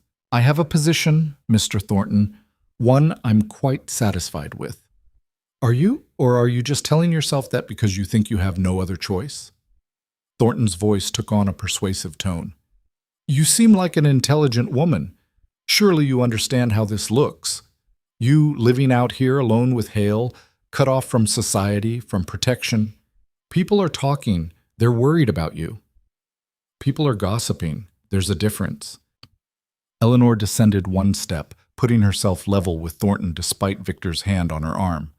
And I notice you're more concerned with how things look than how they actually are. That tells me everything I need to know about your motivations. My motivations are to protect you from making a mistake that could ruin your life. My life was already ruined, Mr. Thornton, by circumstance, by scandal, by people who abandoned me the moment I became inconvenient. Mr. Hale offered me work when no one else would. He's treated me with respect and dignity, so forgive me if I'm not particularly moved by your sudden concern for my welfare. One of Thornton's men shifted in his saddle. Boss, maybe we should just… Quiet. Thornton's voice was sharp. He turned back to Eleanor. You don't understand what you're dealing with. Hale isn't what he seems. And what does he seem to you? Eleanor asked. A murderer. Based on what evidence? Suspicion? Rumor? Based on the fact that his wife disappeared without a trace 5 years ago, and he's done nothing but hide out here since. His wife left him, Eleanor said clearly. She chose to leave. She packed a bag and walked away because she was unhappy. That's not a crime. That's not even particularly mysterious. It's just sad. Thornton's expression hardened. You're very trusting for someone who's known him less than 2 weeks. And you're very judgmental for someone who claims to care about truth. I care about this town, about keeping people safe. Do you? Victor's voice cut in, low and dangerous. Is that why you're really here, Thornton? Because last I checked, you've been trying to buy my land for a decade. You've spread rumors, damaged my reputation, done everything you could to pressure me into selling. So forgive me if I don't believe this sudden concern for Miss Whitmore's welfare is anything more than another attempt to get what you want. Thornton's face flushed. This has nothing to do with your land, doesn't it? Because it seems to me that if you can convince Eleanor to leave, if you can paint me as dangerous enough that no one will work for me, I'll have no choice but to sell eventually. Can't run a ranch alone forever. That's paranoid. That's experience. Victor stepped forward, and Eleanor noticed the 2 mounted men's hands drift toward their belts. You want my water rights. You want control of the river access. You've wanted it since my grandfather refused to sell to yours. This isn't about protecting anyone. This is about power and money, same as it's always been. Thornton's jaw worked. You think very highly of yourself, Hale. Think you're the victim in all this. But the truth is, you drove Catherine away. She was miserable here, and you wouldn't let her go. I never stopped her from leaving, not once. Victor's voice was tight with suppressed emotion. She tried to leave. I let her go. She came back. I welcomed her home. When she left for good, I spent 2 years looking for her to make sure she was safe. I did everything I could, except make her happy. You're right. I couldn't make her happy. But that doesn't make me a criminal, Thornton. It just makes me human. Eleanor watched the exchange, seeing something shift in Thornton's expression. This wasn't just about land. There was something personal here, something deeper. You knew Catherine, Eleanor said suddenly. Before she married Victor. You knew her. Thornton's head snapped toward her. That's not… You did. Eleanor felt the pieces falling into place. That's what this is really about, not the land, not safety. You cared about her. The silence that followed was thick with tension. Thornton's face had gone rigid, his hands clenched at his sides. She deserved better than this place, he said finally, his voice rough. Better than a man who couldn't give her what she needed. You mean better than Victor? Eleanor kept her tone gentle. You mean she deserved you? I could have made her happy. I had money, connections, position. I could have given her the life she wanted. But she didn't choose you, Victor said quietly. She chose me, and you've spent 10 years punishing me for it. Thornton's control cracked. You think I wanted to watch her waste away out here? Watch her spirit break? She came to me that first time she left, did you know that? She showed up at my house in Denver crying, saying she'd made a terrible mistake marrying you, and I... He stopped, breathing hard. I told her to go back, told her to honor her vows. Because despite everything, I respected the fact that she'd made a choice. Eleanor felt sympathy stir despite herself. What happened then? She stayed with me for 3 weeks. We talked. I tried to convince her to file for divorce, to start over. But she was terrified of scandal, of what people would say. So she went back. And 6 months later, she was gone for good. Thornton's voice broke. I've spent 5 years wondering if I failed her, if I should have fought harder to keep her away from here. Victor's expression had shifted from anger to something more complex. I didn't know she went to you. Why would you? She didn't want you to know. Thornton looked away. I think she was ashamed. Ashamed that she'd run to another man instead of fighting for her marriage. Or ashamed that she couldn't love me the way she wanted to, Victor said. Catherine and I, we tried. We both tried. But trying isn't always enough. Eleanor stepped down from the porch, moving carefully until she stood between the two men. Mr. Thornton, I understand your pain. I understand why you've spent years blaming Victor for Catherine's unhappiness. But you need to accept that some people can't be saved from themselves. Catherine made her choices, all of them, and neither you nor Victor are responsible for the outcome. Thornton looked at her, his eyes raw. You don't understand. I do, more than you know. Eleanor's voice was firm but kind. I've watched people I love make choices that hurt them. I've blamed myself for not stopping them. But eventually, I learned that you can't save someone who doesn't want to be saved. You can only love them and let them go. She could still be out there, lost, alone, needing help. If she is, then she knows where to find it. She knows where you are, where Victor is. The fact that she hasn't reached out suggests she doesn't want to be found. Eleanor paused. Sometimes the kindest thing we can do is respect that. Thornton's shoulders sagged. He suddenly looked older, tired. I just wanted her to be happy. I know. Victor's voice was surprisingly gentle. So did I. The two men looked at each other across years of animosity and shared grief. Eleanor held her breath, sensing they stood on the edge of something. Not friendship, maybe, but at least understanding. I'm sorry, Thornton said finally, for the rumors, for trying to ruin you, for... He gestured helplessly. For all of it. Victor nodded slowly.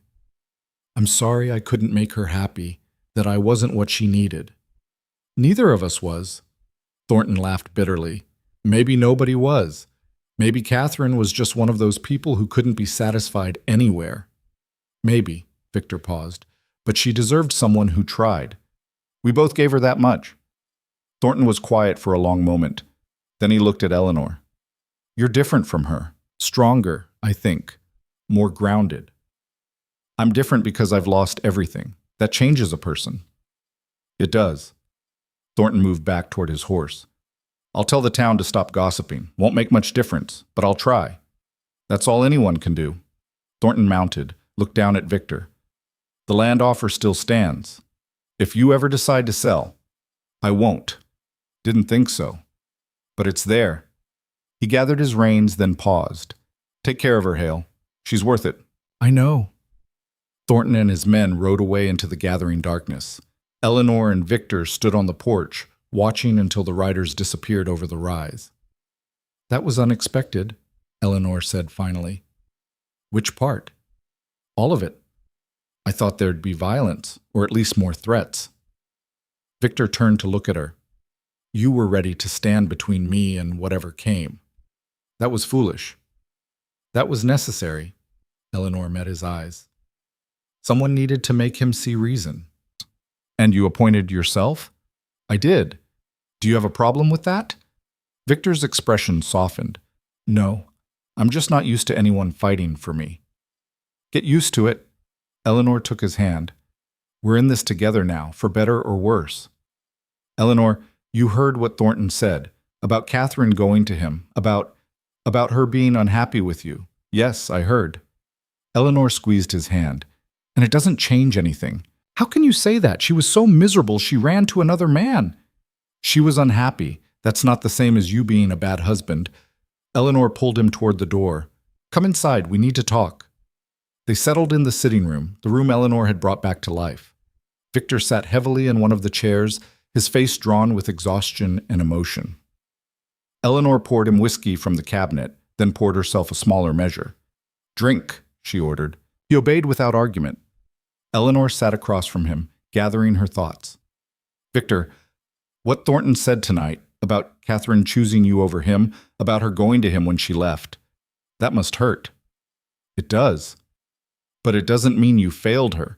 It means she made a series of choices she couldn't live with. Eleanor leaned forward. I've been thinking about Catherine since Mrs. Patterson's visit, about what she must have been like, and I think I understand her better now. How? Because I've met women like her before, in society, in my father's circles. Women who were beautiful and charming and desperately unhappy because they measured their worth by external validation, by status and admiration and constant stimulation. Eleanor paused. Those women can't be satisfied because satisfaction comes from within and they're empty inside. That's harsh. It's true. And it's sad. But it's not your fault. Eleanor set down her glass. Catherine married you hoping you'd fill that emptiness. When you couldn't, because no one could, she blamed you instead of looking at herself. That's not unusual. It's easier to blame others than to face your own inadequacies. Victor was quiet, turning his glass in his hands.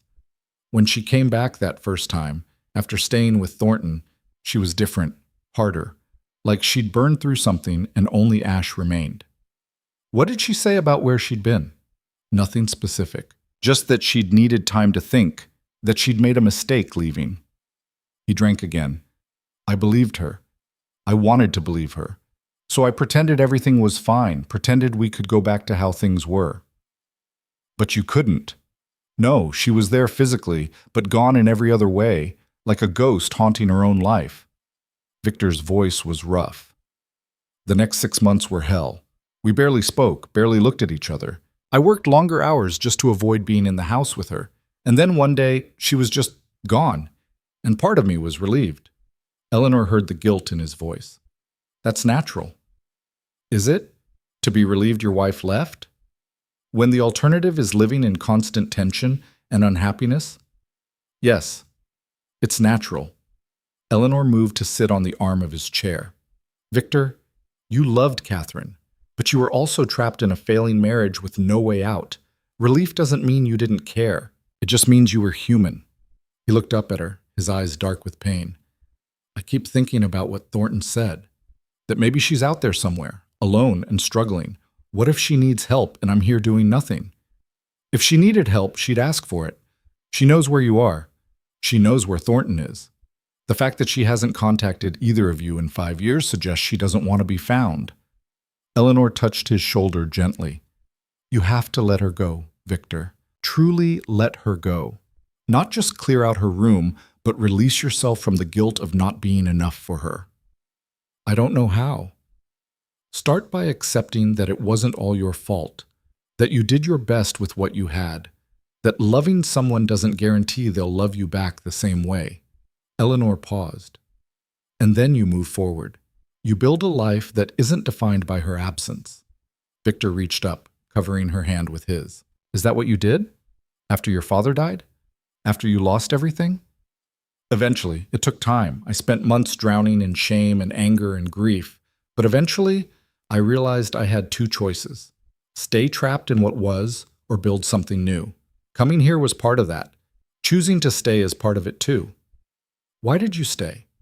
You could have taken Thornton's offer, left all this mess behind. Eleanor considered the question seriously. Because running away doesn't solve anything. It just moves the problem to a new location. And because... She stopped, choosing her words carefully. Because for the first time in months, I feel like I matter. Like what I do makes a difference. You needed help, Victor. Real help. Not just someone to cook and clean, but someone to see you clearly and refuse to accept the town's version of who you are. I can do that. I am doing that. And it matters. You matter, Victor said quietly. To me, more than you probably should after such a short time. Eleanor's heart stuttered. Victor, let me say this. He stood, still holding her hand, so they faced each other in the lamplight. I know it's too soon. I know we barely know each other. But Eleanor, you've given me something I haven't had in 5 years. Hope. Hope that I'm not the monster the town thinks I am. Hope that I can have a life that's more than just existing. Hope that maybe someday I could... He stopped, jaw working. Could what? Could deserve someone like you. The words hung between them, vulnerable and raw. Eleanor felt tears prick her eyes. Victor, you already deserve... A knock at the door interrupted her. They both froze. Then Victor's expression hardened. If that's Thornton again, I'll check. Eleanor moved to the door, opened it to find Mrs. Patterson standing on the porch, a lantern in one hand and an envelope in the other. Mrs. Patterson, it's past dark. I know. I'm sorry to disturb you, but this came for Mr. Hale. It was left at the church with instructions to deliver it tonight. The messenger said it was urgent. Eleanor took the envelope. Thank you for bringing it. Of course. Mrs. Patterson peered past her into the house. Is everything all right? We heard Thornton rode out here. Everything's fine. We talked. It's resolved. Truly? Truly. Eleanor managed to smile. Thank you for your concern, Mrs. Patterson nodded, but her eyes were worried. If you need anything, I'll let you know. Eleanor closed the door and carried the envelope to Victor. He took it, frowning at the unfamiliar handwriting. No return address. Open it. He broke the seal and pulled out a single sheet of paper. As he read, all color drained from his face. His hands started to shake. Victor, what is it? He handed her the letter without speaking. Eleanor read it quickly, her own hands trembling by the time she finished. The letter was from Catherine. It was brief, written in elegant script that spoke of education and refinement. She wrote that she was alive and well, living in San Francisco under a different name. She had no intention of returning to Delwood or to her old life. She asked Victor not to look for her, not to try to contact her. She said she was sorry for the pain she'd caused, but she had needed to disappear completely to finally be free. She hoped he would understand and find happiness without her. At the bottom, almost as an afterthought, she mentioned that she'd heard he'd hired a housekeeper. She hoped this meant he was ready to move forward. She wished him well. Eleanor set down the letter carefully. Victor, she's alive. His voice was hollow. 5 years. 5 years of not knowing, of searching, of wondering, and she's been fine this whole time, living a whole new life while I've been... He stopped, breathing hard. She's alive, Eleanor repeated gently. That's good news. Is it? She's been alive and well and chose not to tell me, chose to let me wonder and worry and destroy myself with guilt. Victor's hands clenched into fists. She let the town think I murdered her. She let me become a pariah. And she didn't care enough to send a single word to say she was all right. Eleanor moved closer. She was cruel. What she did was selfish and cruel. You have every right to be angry. I'm not angry. Victor laughed bitterly. I'm relieved, and that makes me feel worse. What kind of man is relieved to learn his wife hated him so much she had to fake her death to get away? The kind of man who's been carrying impossible guilt for 5 years. The kind who deserves to finally be free of it. Eleanor took his face in her hands, making him look at her. Victor, listen to me. Catherine made her choice. A selfish, hurtful choice, but hers nonetheless. You are not responsible for it. You are not defined by it. You are free. Free. He repeated the word like he didn't understand it. Yes, free. She's alive, she's safe, and she's given you permission to move on. So move on. Just like that? No, not just like that. It'll take time. You'll be angry. You'll grieve. You'll feel 1,000 things you can't name. But Victor... She pulled his forehead down to rest against hers. You can start. Right now. You can choose to start. He closed his eyes, his breathing ragged. I don't know where to start. Start here, with this moment, with the fact that you're alive and you have a future and you're not alone. Eleanor, I'm here. I'm staying. Whatever comes next, we face it together. Victor's arms came around her, pulling her close. He buried his face in her shoulder, and Eleanor felt his body shake. She held him while he cried, not the quiet, controlled tears of a man trying to maintain dignity, but the raw, wrenching sobs of someone finally releasing years of pain. She held him and whispered nonsense comfort and let him break apart in her arms. Because this was what he needed. Not someone to fix him or save him or make everything better. Just someone to hold him while he fell apart and trust that he'd find his way back together. They stayed like that for a long time, wrapped around each other in the lamplight. Eventually, Victor's sobs quieted. He lifted his head, his face wet, his eyes red. "I'm sorry," he started, but Eleanor pressed her fingers to his lips. "Don't apologize. Not for this. Never for this." He caught her hand, held it against his cheek. "Thank you." "For what?" "For seeing me. For staying. For being exactly what I needed when I needed it most." Eleanor smiled through her own tears. "That's what people do when they care about each other." "Do you care about me?" "Yes," she said simply. "I do." Victor kissed her palm, then her wrist, then pulled her close again. "I care about you too. More than I have any right to after such a short time." Time doesn't matter. Feeling does. He pulled back slightly, looking at her face like he was memorizing it. "I want to kiss you, but I don't want you to think I'm using you as a replacement, or a distraction, or—" Eleanor kissed him before he could finish the sentence. It was soft at first, tentative. But then Victor made a sound low in his throat and pulled her closer. And the kiss deepened into something that felt like promise and possibility, and the beginning of something neither of them had been looking for but both desperately needed. When they finally broke apart, both breathless, Eleanor rested her forehead against his chest. That wasn't a replacement, and it wasn't a distraction. What was it? It was us, choosing each other, choosing to move forward instead of staying trapped in the past. Victor's arms tightened around her. "I'm afraid." "So am I. What if I'm not good at this? What if I disappoint you?" Eleanor pulled back to look at him. "Then you disappoint me, and we'll deal with it. But Victor, I'm not Catherine. I'm not looking for perfection or status or constant excitement. I'm looking for honesty, partnership, someone who sees me as I am and chooses me anyway. I do see you, and I choose you. Then that's enough. That's more than enough." They stood together in the quiet house, holding each other, both battered by the past, but choosing to face the future anyway. Outside, the night settled over the ranch, vast and dark and full of possibilities. Inside in the lamplight, two people who'd been broken by loss found the courage to reach for something new. It wasn't perfect. They weren't healed, but they were here, together, and that was a beginning worth having. The morning after Catherine's letter arrived, Eleanor woke to find Victor's side of the bed already cold. She dressed quickly and found him in the kitchen, staring at the letter spread flat on the table like evidence at a trial. "How long have you been up?" she asked. "Since before dawn." He didn't look at her. "I keep reading it, trying to find something between the lines, some explanation that makes sense." Eleanor poured coffee for both of them, set his cup firmly in front of him. "There isn't one. She made a choice, Victor. That's all there is. A choice to let everyone think I killed her, to let me search for 2 years while she was living comfortably in San Francisco."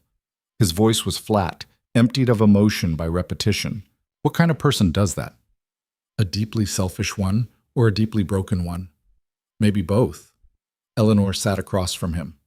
"But Victor, you need to decide something today, right now. Are you going to let this consume you, or are you going to let it free you?" He finally looked at her. "How can it free me? She's out there living her life while I'm still what? Still punishing yourself for failing her, still letting her define your worth."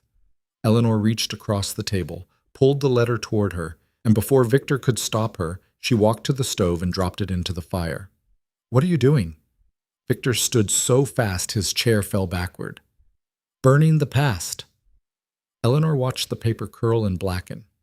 "You got your answer. She's alive. She's gone, and she doesn't want contact. That's all you needed to know. The rest, her reasons, her justifications, her permission, you don't need any of it. That was my... Your what? Your closure. Victor, that letter wasn't closure. It was just more weight for you to carry. Another thing to analyze and agonize over. Eleanor turned to face him. You want real closure? Stop waiting for her to give it to you. Take it yourself. Victor stared at her, something fierce and frightened warring in his expression. You don't understand. I understand perfectly. I understand that you've spent 5 years in prison and she just handed you the key and you're too scared to use it because you don't know who you are without the guilt. Eleanor moved closer. But I know who you are. You're a good man who loved someone incapable of being loved enough. You're someone who rebuilt his life one day at a time after it fell apart. You're someone brave enough to hire a stranger and let her tear down walls you'd spent years building. That's who you are, Victor. Not Catherine's failure. Yours. He flinched. That's cruel. It's true. And sometimes truth is cruel. Eleanor softened her voice. I'm not trying to hurt you. I'm trying to shake you loose from the story you've been telling yourself. The one where you're the villain who drove his wife away. Because that's not what happened. What happened is 2 people made a mistake getting married. One of them had the courage to leave, and one of them had the courage to let her go and then rebuild. You're the one who rebuilt, Victor. Remember that. He stood silent, absorbing her words. Then, slowly, he bent and picked up his fallen chair. You're right. I know you're right. But knowing and feeling are different things. I know, it takes time for the head and heart to catch up to each other. Eleanor touched his arm. But you have time now. You have your whole life. Stop wasting it on someone who doesn't want it. Victor covered her hand with his. What if I waste it on the wrong thing again? Then you waste it. That's the risk of living. Eleanor paused. But Victor, I don't think choosing to move forward is wasting anything. I think it's the bravest thing you can do. He pulled her close, resting his chin on top of her head. They stood like that for a long moment, the morning sun streaming through the windows, warming the kitchen that had been cold for so long. What do we do now? Victor asked finally. We live. We work. We stop hiding from the world. Eleanor pulled back to look at him. And we go to town. Victor's eyes widened. Eleanor, we go to town, she repeated firmly. We hold our heads up, we face whatever comes, and we show them that we're not ashamed, that we have nothing to hide. They'll talk. Let them. They've been talking for 5 years. Nothing we do will stop that, but we can control how we respond to it. Eleanor took his hands. I'm tired of hiding, Victor. I'm tired of letting other people's opinions dictate how I live. Aren't you? He searched her face, then slowly nodded. Yes, I am. Then let's stop. They went to town that Saturday, sitting side by side on the wagon bench like it was the most natural thing in the world. Eleanor wore her best remaining dress, and Victor had trimmed his beard, put on clean clothes. They looked like what they were. 2 people who'd found each other and refused to be ashamed of it. Delwood's main street fell silent as they passed. People stopped mid-conversation. Children paused their games. The collective attention was almost physical. Victor pulled the wagon to a stop in front of the general store. He climbed down, then offered Eleanor his hand with deliberate courtesy. She took it, let him help her down, and they walked into the store together. The shopkeeper, the same man who'd arranged Eleanor's first ride to the ranch, looked up with poorly concealed surprise. Mr. Hale, Miss Whitmore. We need supplies, Victor said calmly. The usual list plus whatever Miss Whitmore requires. Eleanor moved through the store, selecting items with careful attention, aware of the growing audience outside. Through the window, she could see people gathering, trying to look casual, failing spectacularly. Quite the crowd today, the shopkeeper observed, trying for neutral and landing somewhere near nervous. Word travels fast in small towns, Eleanor said. Someone probably saw us coming and spread the news. That obvious, is it? Always has been. Eleanor set her selections on the counter. Human nature. People are curious about things they don't understand. The shopkeeper began tallying items. Begging your pardon, miss, but you seem, well, I am well. And things at the ranch are fine. Better than fine, actually. Eleanor met his eyes. Mr. Hale has been nothing but respectful. The work is honest. I'm quite content. That's good. That's real good. The shopkeeper glanced at Victor, who stood near the window, watching the street. I'm glad to hear it. Some of us were worried, you know, after what happened with Mrs. Hale. Eleanor took a breath, made a decision. May I share something with you, in confidence? The shopkeeper leaned in. Of course. We received word from Mrs. Hale. She's alive and well, living in San Francisco. She left of her own accord and has no intention of returning. She wanted Mr. Hale to know she's safe so he could stop searching. The shopkeeper's eyes went wide. She's alive? Very much so. She simply wanted a different life than the one she had here. There's no mystery, no crime, just a woman who made a choice. Well, I'll be... The shopkeeper looked at Victor with new eyes. All this time, people thinking, yes, all this time. Eleanor kept her voice gentle. Which is why I hope you'll help spread the truth now. Mr. Hale has suffered enough from speculation. He deserves to have his name cleared. I'll tell everyone I know, starting with my wife. She's part of the auxiliary. Word will be all over town by evening. I'd appreciate that. Thank you. They finished their shopping and loaded the supplies. As Victor helped Eleanor onto the wagon, Mrs. Patterson approached, slightly out of breath. Miss Whitmore, Mr. Hale. A moment, please. They waited as she climbed the steps to the wagon. I heard, is it true, about Catherine? Eleanor glanced at Victor, who nodded slightly. It's true. She's alive and well. She chose to leave and start over elsewhere. Mrs. Patterson's hand flew to her mouth. Oh my, oh Mr. Hale, I'm so sorry. All this time we thought, I know what you thought. Victor's voice wasn't angry, just tired. But it's over now. She's alive, she's gone, and I'm moving forward. This changes everything. Mrs. Patterson looked between them. The town owes you an apology. The town owes me nothing, Victor said. I just want to be left alone to live my life. Of course, of course. Mrs. Patterson touched Eleanor's hand. I'm glad you stayed, dear. I think you're exactly what he needed. Eleanor felt warmth spread through her chest. Thank you. They rode back to the ranch in comfortable silence. As they unloaded supplies, Eleanor noticed Victor was lighter, somehow. The weight he'd been carrying for 5 years had begun to lift. Over the next weeks, the change became more pronounced. Victor laughed more easily. He talked about the future instead of dwelling on the past. He made plans, small ones at first, like repairing the barn, then larger ones, like buying new breeding stock. And the house transformed. Eleanor filled Catherine's old room with her own belongings, making it hers without erasing what it had been. She planted herbs in the kitchen window. She put fresh flowers on the table. She turned the sitting room into a space for evening reading, where she and Victor would sit together, comfortable in shared silence or quiet conversation. The town's attitude shifted too. Slowly at first, people were cautious, not wanting to admit how wrong they'd been. But gradually, the whispers changed from dark speculation to grudging approval. Victor Hale wasn't dangerous. He was just a man who'd been unlucky in love and brave enough to try again. One evening, about 2 months after Catherine's letter, Eleanor found Victor in the library. He was holding the small music box he'd kept from Catherine's things, turning it over in his hands. Thinking about her? Eleanor asked gently. Thinking about the past. How heavy it felt for so long. He set down the music box. I don't think I need to keep this anymore. What will you do with it? Give it to Mrs. Patterson for the church donations. Let it go to someone who'll appreciate it. He turned to Eleanor. I don't need relics, Eleanor. I have something better. What's that?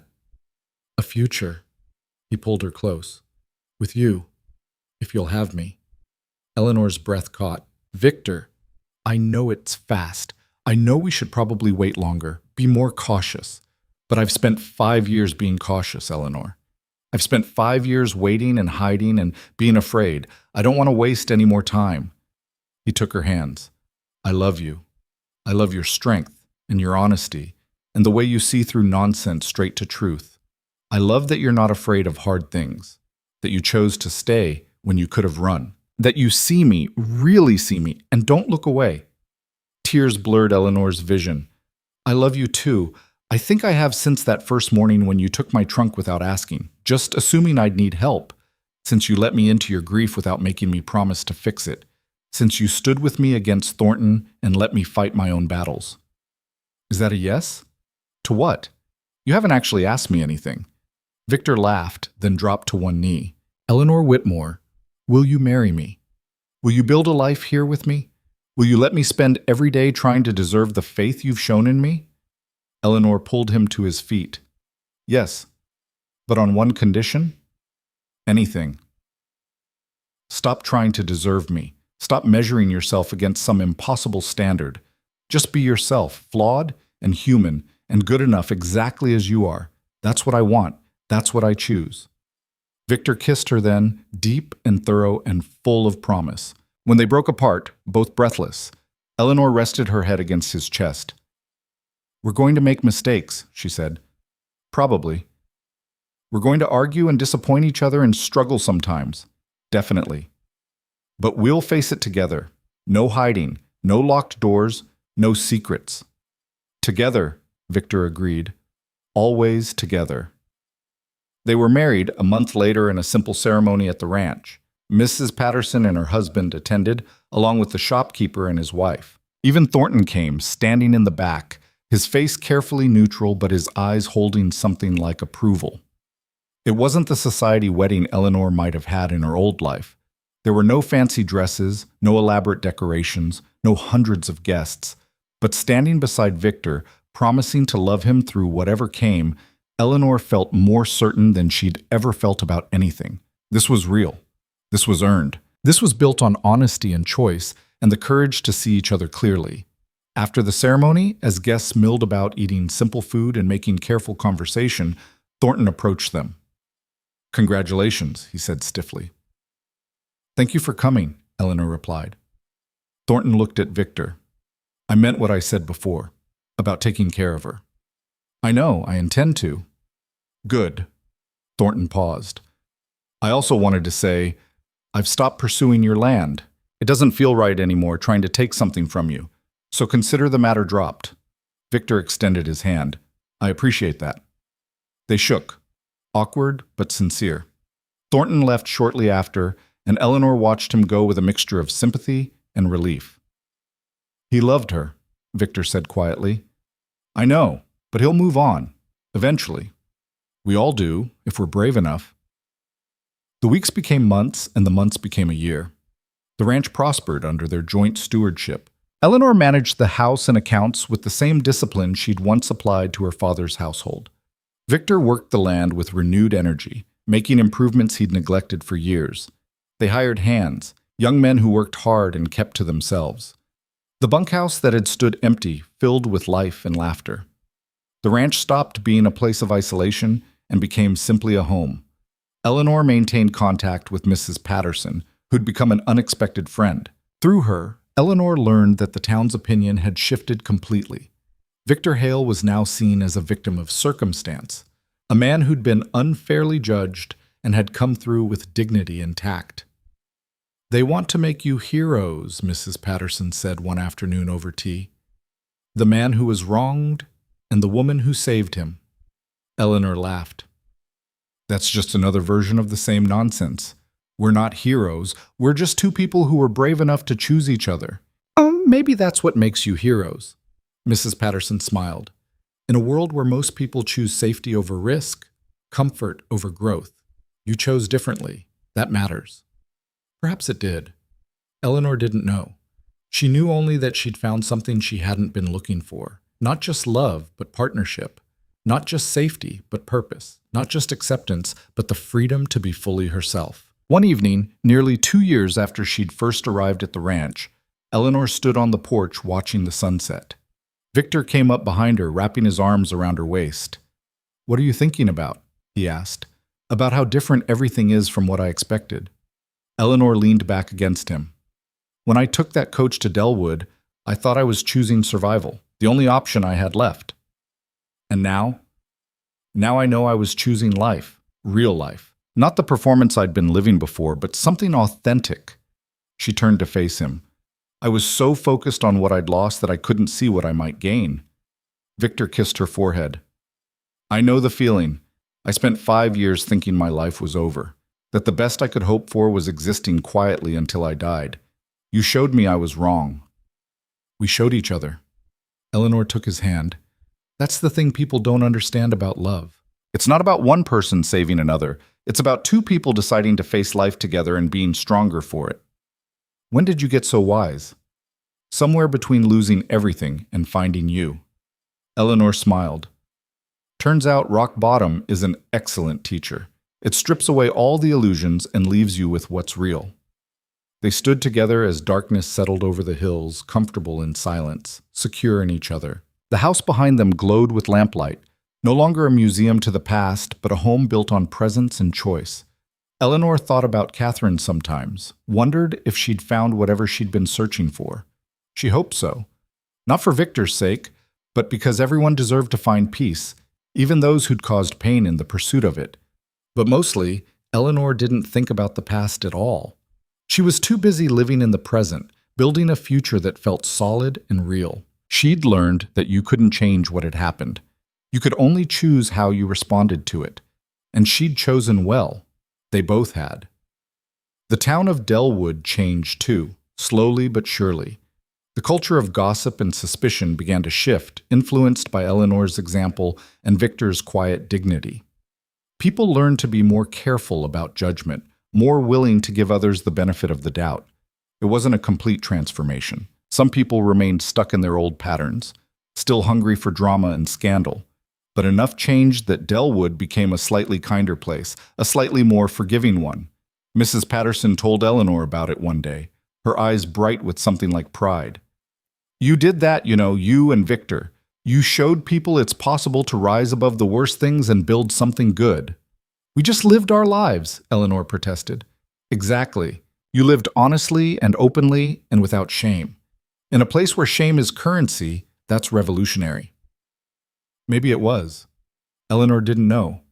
She knew only that she'd stopped measuring her life by external standards, by status or reputation or what others thought. She measured it instead by internal truth, by the quality of her relationships, the integrity of her choices, the depth of her contentment. And by those measures, she was wealthy beyond anything she'd known in her old life. 3 years after their wedding, Eleanor stood in Catherine's old room, now simply the guest room, and looked out the window at the ranch spread below. Victor was working with the hands, teaching a new hire how to mend fence properly. She could hear their voices carried on the wind, rough with work, but warm with camaraderie. The room had been completely transformed. New curtains, new bedding, Eleanor's own belongings scattered about. Nothing remained of Catherine except the view itself, and even that felt different now, seen through new eyes. Eleanor heard footsteps on the stairs, turned to see Victor in the doorway. "Looking for you?" he said. "We're taking a break. Thought you might want to ride out with me to check the north pasture." "I'd love to." Eleanor crossed to him, took his hand. "Give me a minute to change." As she dressed in riding clothes, Eleanor caught sight of herself in the mirror. She looked different from the desperate woman who'd arrived 3 years ago. Older, yes. There were lines around her eyes that hadn't been there before, but stronger too. More certain. More herself. She'd learned something important in her time at the ranch, something she wished she could tell the woman she'd been. Sometimes losing everything is the only way to find what matters. Sometimes you have to fall completely apart to rebuild yourself into something authentic. It wasn't a comfortable lesson. It wasn't one she'd have chosen. But it was true nonetheless. Eleanor and Victor rode out together, checking fence lines, discussing plans for the coming season. They talked easily, finishing each other's sentences sometimes, comfortable in the rhythm they'd developed. As they rode back toward the house, the sun beginning its descent, Victor reached over and took Eleanor's hand. "Happy?" he asked. Eleanor considered the question seriously. Was she happy? She'd lost her father, her fortune, her social standing. She'd worked harder than she'd ever worked in her life. She'd faced judgment and gossip and had her choices questioned constantly. But she'd also found love. Real love, built on honesty and mutual respect. She'd found purpose in daily work that mattered. She'd found strength she hadn't known she possessed. She'd found herself. "Yes," she said simply. "I'm happy." Victor smiled, and Eleanor saw in his face the same transformation she'd undergone. He was no longer the hollow man she'd met, haunted by loss and paralyzed by guilt. He was fully present, fully alive, fully engaged with the world. They'd both been broken by the past, but they'd chosen to heal together, to build something new from the pieces. That choice had made all the difference. As they approached the house, Eleanor saw smoke rising from the chimney where their cook had started dinner, saw the barn, recently repaired and painted, saw the gardens she'd planted, now flourishing, saw all the evidence of life being lived, of a future being built. This was what courage looked like, she thought. Not the absence of fear, but the willingness to move forward despite it. Not perfection, but progress. Not certainty, but commitment. She'd come to Delwood running from shame and scandal, desperate for any refuge she could find. She'd stayed because she'd found something worth staying for. Not just Victor, though she loved him deeply, but herself. The version of herself she could only become by facing hard truths and making difficult choices. That night, after dinner, Eleanor and Victor sat on the porch watching stars emerge in the darkening sky. The air was cool, carrying the scent of sage and the distant sound of cattle settling for the night. "Do you ever regret it?" Victor asked. "Giving up your old life? Society? Culture? Everything you knew?" Eleanor thought about the question. Did she regret it? There were moments when she missed certain things, live theater, bookstores, conversations about art and literature, but those were small losses compared to what she'd gained. "No," she said finally, "because that life wasn't real. It was performance. I was playing a role, dutiful daughter, perfect lady, society ornament. I was good at it, but it wasn't me." "And this is?" "This is." Eleanor squeezed his hand. "This life, with all its hard work and isolation and lack of glamour, this is real. I'm real here, I matter here. Not because of who my father was or what I wore or which parties I attended. I matter because of what I do, who I choose to be. That's worth more than all the society balls in the world." Victor pulled her close. "I'm glad you see it that way, because I can't imagine this life without you anymore. Can't imagine being the man I was before you came. You were always this man. You just needed someone to remind you. Maybe. Or maybe we created each other. Maybe we're both different from who we were because of who we became together." Eleanor considered that. It felt true. She wasn't the same woman who'd arrived 3 years ago, and Victor wasn't the same man. They'd shaped each other through daily choice and mutual commitment. They'd built something neither could have built alone. That was the real story, Eleanor thought. Not a fairy tale about rescue or redemption, just the honest truth about two broken people who'd chosen to heal together, who'd faced judgment and chose integrity, who'd risked rejection and found acceptance, who'd dared to believe that the future could be different from the past. In Delwood, where stories had thrived on suspicion and scandal, a different kind of story was being written now. A quieter one, less dramatic, but more enduring. A story about choosing courage over comfort, about choosing truth over reputation, about choosing love over fear. And perhaps that was the lesson worth remembering. Transformation doesn't come from perfect circumstances or ideal conditions.